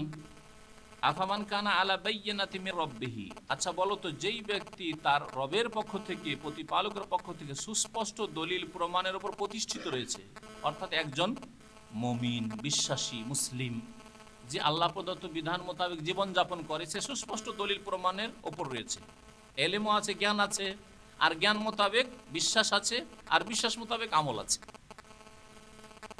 বিশ্বাস করার জন্য প্রথম জ্ঞান লাগবে, নলেজ লাগবে, এলেম আছে, আর এলেম যা আছে, যা শিখেছে তা বিশ্বাস করে, তার প্রতি ঈমান আছে, আর যার প্রতি ঈমান আছে তা মোতাবেক আমল করে, এই হলো আসল মুসলিম, সে হচ্ছে মুমিন। এই এক শ্রেণীর লোক, এই লোকেরা কি, বা এই ধরনের লোক কি কামান ওই ব্যক্তির মতো হইতে পারে, যুয়্যিনা লাহু সু'উ আমালিহি, যার জন্য খারাপ কাজগুলিকে সুসজ্জিত করে দেওয়া হয়েছে, শয়তান সুসজ্জিত করে পেশ করেছে। হারাম খেতে ভালো লাগে, হারাম কাজ করতে ভালো লাগে, জেনা ভালো লাগে, হ্যাঁ, নামাজ ছেড়ে ঘুমাতে ভালো লাগে, শিরক কুফরি করতে ভালো লাগে, বিদাত করতে ভালো লাগে ইত্যাদি। কামান ওই ব্যক্তির মতো কি হইতে পারে, সেই ব্যক্তি, যেই ব্যক্তি সুস্পষ্ট দলিলের ওপর রয়েছে, ওই ব্যক্তির মতো কি হইতে পারে যার জন্য তার খারাপ কাজকে সুসজ্জিত করা হয়েছে, ওয়াত্তাবাউ আহওয়াআহুম, এবং সেসব লোকেরা তাদের কুপ্রবৃত্তির অনুসরণ করেছে, যারা কুপ্রবৃত্তির অনুসরণকারী আর খারাপ কাজকে ভালো লাগে তাদের করতে, তারা কি ওই ব্যক্তির মতো ভালো হইতে পারে, ওই ব্যক্তির মর্যাদা পেতে পারে যেই ব্যক্তি সুস্পষ্ট দলিল প্রমাণের উপর রয়েছে। তাহলে আল্লাহ পাক রব্বুল মানব জাতিকে তাহলে এই ক্ষেত্রে দুই ভাগে ভাগ করেছেন। এক দল যারা এলম আছে, ঈমান আছে, আমল আছে, সুস্পষ্ট আল্লাহ পাকের পক্ষ থেকে দলিল প্রমাণের ওপর প্রতিষ্ঠিত, সেই মোতাবেক জীবনযাপন করে। আর এক দল যাদেরকে খারাপ কাজ ভালো লাগে, কুপ্রবৃত্তির অনুসরণ করে। দুই দল কি সমান হইতে পারে? আল্লাহ বলছেন কখনো সমান হইতে পারে না। আল্লাহ পাক অন্য জায়গায় বলেছেন, কুল হাল ইয়াস্তাবিল্লাযীনা ইয়ালামুনা ওয়াল্লাযীনা লা ইয়ালামুন, আচ্ছা বলো, যারা জানে আর যারা জানে না, দুই দল সমান হইতে পারে? কখনো সমান হইতে পারে না। হ্যাঁ, তারপরে হাল ইয়াস্তাবিল আমা ওয়াল বাসীর, যে অন্ধ আর যে দেখে, চোখওয়ালা, দুটো কি সমান হইতে পারে? কখনো সমান হইতে পারে না। লা ইয়াস্তাবি আসহাবুন নার ওয়া আসহাবুল জান্নাহ, জাহান্নামের কাজ যারা করেছে, জাহান্নামের অধিবাসী আর জান্নাতি যারা, দুই দল কি সমান হইতে পারে? কখনো সমান হতে পারে না। না দুনিয়াতে সমান, না আখেরাতে সমান। আল্লাহ পাকের কাছে সমান, না জ্ঞানবান মানুষের কাছে সমান, কখনো জ্ঞানবান মানুষের কাছে সমান নয়। সেই জন্য আপনি আপনার দুনিয়ার ক্ষেত্রে আমরা সকলে পরামর্শ নিই না, সকলের কাছে পরামর্শ নেব সমানভাবে না, কখনো আপনিও নেন না, আমিও নিই না। আমি আমার বংশের মধ্যে, আমার আত্মীয় স্বজনদের মধ্যে, আমার বন্ধুবান্ধব মহলে যাদের মনে করি যে তাদের পরামর্শ আমার জন্য নতুন দিগন্ত খুলতে পারে, আর যেগুলি হয়তো আমার চিন্তায় আসেনি, তার কাছে পরামর্শ নেব। আপনি ওই রকম জ্ঞানীদের কাছে পরামর্শ নেবেন। তাহলে পরামর্শের ক্ষেত্রে যেখানে আপনি পার্থক্য করছেন যে সবার কাছে সমানভাবে পরামর্শ নেওয়া যাবে না, এটা হচ্ছে ইসলাম। আর এই পরামর্শকে আরবিতে শুরা বলা হয়। তাহলে শুরা মানে গণতন্ত্র নয়, শুরা মানে গণতন্ত্র নয়, যেখানে জাহেল আর আলেম সমান, হ্যাঁ, আল্লাহর ওলি আর শয়তানের ওলি সমান, কাফের আর মুমিন সমান, সৎ আর অসৎ সমান, শিক্ষিত অশিক্ষিত সমান। এটা ইসলাম নয়। ধোঁকা দেওয়ার চেষ্টা করবেন, এক শ্রেণীর লোকেরা ধোঁকা দেওয়ার চেষ্টা করেছে। আজকাল মুসলিম সমাজের লোককে। আল্লাহ কোরআনে বলেছেন গণতন্ত্রের কথা কোথায়, আমরুহুম শুরা বাইনাহুম, মুসলিমদের কাজ সম্পাদিত হয় মশওয়ারা পরামর্শের মাধ্যমে। আরে মশওয়ারা কার কাছে নেই? নেবেন ফাসেকের কাছে, বেশ্যার কাছে পরামর্শ নিতে যাবেন যে আমার মেয়ের কার সাথে বিয়ে দেব? হ্যাঁ, কখনো নেবেন না। আপনি লম্পটের কাছে পরামর্শ নেবেন যে ভাই আমি কোথায় বিয়ে করব? কখনো পরামর্শ নেবেন না। তাহলে এইভাবে এক শ্রেণীর লোকেরা কোরআন এবং হাদিস কিছু শিখেও তারা মুসলিম জাতিকে ধোঁকা দেওয়ার চেষ্টা করেছে। তাদের ধোঁকা থেকে বাঁচার চেষ্টা করবে, আল্লাহ পাক যেন তৌফিক দান করেন। তারপরে আল্লাহ পাক জান্নাতের কথা উল্লেখ করেছেন, জান্নাতের নহরের কথা উল্লেখ করেছেন। আল্লাহ বলছেন মাসালুল জান্নাতিল্লাতী ওয়াইদাল মুত্তাকুন, সেই জান্নাতের বিবরণ। এখানে মাসাল মানে হচ্ছে গুণাবলী বা বিবরণ, মাসাল মানে দৃষ্টান্ত শাব্দিক অর্থ, কিন্তু এখানে তাফসীর মাসালের হচ্ছে সিফাতুল জান্নাহ। মাসালুল জান্নাহ মানে সিফাতুল জান্নাহ, জান্নাতের গুণাবলী হচ্ছে আল্লাতী ওয়াইদাল মুত্তাকুন, যে জান্নাতের প্রতিশ্রুতি করা হয়েছে আল্লাহ ভীরুদের সাথে, সংযতদের সাথে, পাপমুক্তদের সাথে। মুত্তাকুন মানে যারা বেঁচে থাকে গুনাহ থেকে, তাদের সাথে। গুনাহ মানুষের হয় দুই দিক থেকে, এক আল্লাহ যা নিষেধ করেছেন তা করলে বা তা বললে, আল্লাহ যা বলা নিষেধ করেছেন, করা নিষেধ করেছেন, তা করলে বা বললে গুনাহ হয়। আর গুনাহ হয় আল্লাহ যা করতে বলেছেন তা না করলে, তাই না? তাই মুত্তাকি শুধু পাপ থেকে, মানে যেগুলি আল্লাহ নিষেধ করেছেন সেগুলি থেকে বাঁচলো, আর যেগুলি আদেশ করে সেগুলি করলো না, মুত্তাকি হইতে পারবে না। অর্থাৎ আরো খুলে যদি বুঝতে চান, এভাবে বুঝতে পারেন, একটা লোক জিনা করে না, এই দিক থেকে চরিত্র নষ্ট করেন না। একটা লোক হারাম খায় না, একটা লোক কারো বেইমানি করেন না, এক পয়সা কারো কাছ থেকে ধার নিয়ে মেরে খায়নি বা কোনো রকম মেরে খায়নি, কিন্তু নামাজ পড়েন না। কি বলবেন মুত্তাকি? কখনো মুত্তাকি না। কিন্তু আমাদের জাহেলি সমাজে লোকটা খুব ভালো, খুব ভালো লোক, কারো কাঁচা আইলে পা দেয় না। কাঁচা আইলে বুঝেন তো, আমাদের বলে কারো কাঁচা আইলে পা দেয় না, খুব ভালো লোক। আর ওর সাথে যদি খুব ভালো বলনেওয়ালা হয় তাহলে বলে শুধু নামাজটা পড়ে না, সবই ভালো, শুধু নামাজটা পড়ে না, কিছুই করে না। কি কাজে আসবে এইসব? কোনো কাজে আসবে না। যেমন শুধু নামাজ পড়ে আর আখলাক চরিত্র গঠন না করে মুসলিম হওয়া যাবে না, আল্লাহর কাছে রেহাই পাওয়া যাবে আল্লাহর আযাব থেকে, তাহলে শুধু আখলাক চরিত্র দিয়ে রেহাই পাওয়া যাবে না যদি নামাজ না থাকে। সুতরাং মুত্তাকিকে যেই ব্যক্তি আল্লাহ পাকের আদেশগুলি পালন করে, ফরজ ওয়াজিব পালন করে, আর মুত্তাকি ওই ব্যক্তি যেই ব্যক্তি হারাম নাজায়েজ কাজ থেকে, নিষিদ্ধ কাজ থেকে বেঁচে থাকে, আর তারপরে নিজের তাকওয়াকে আরো বৃদ্ধি করার জন্য সুন্নত মুস্তাহাব কাজ বেশি বেশি করে, অপছন্দনীয় কাজ থেকে বেঁচে থাকে, সন্দেহের ঊর্ধ্বে থাকে, সংশয়ের ঊর্ধ্বে থাকে, যেখানে দ্বিধাদ্বন্দ্বের ঊর্ধ্বে আমি যাব না,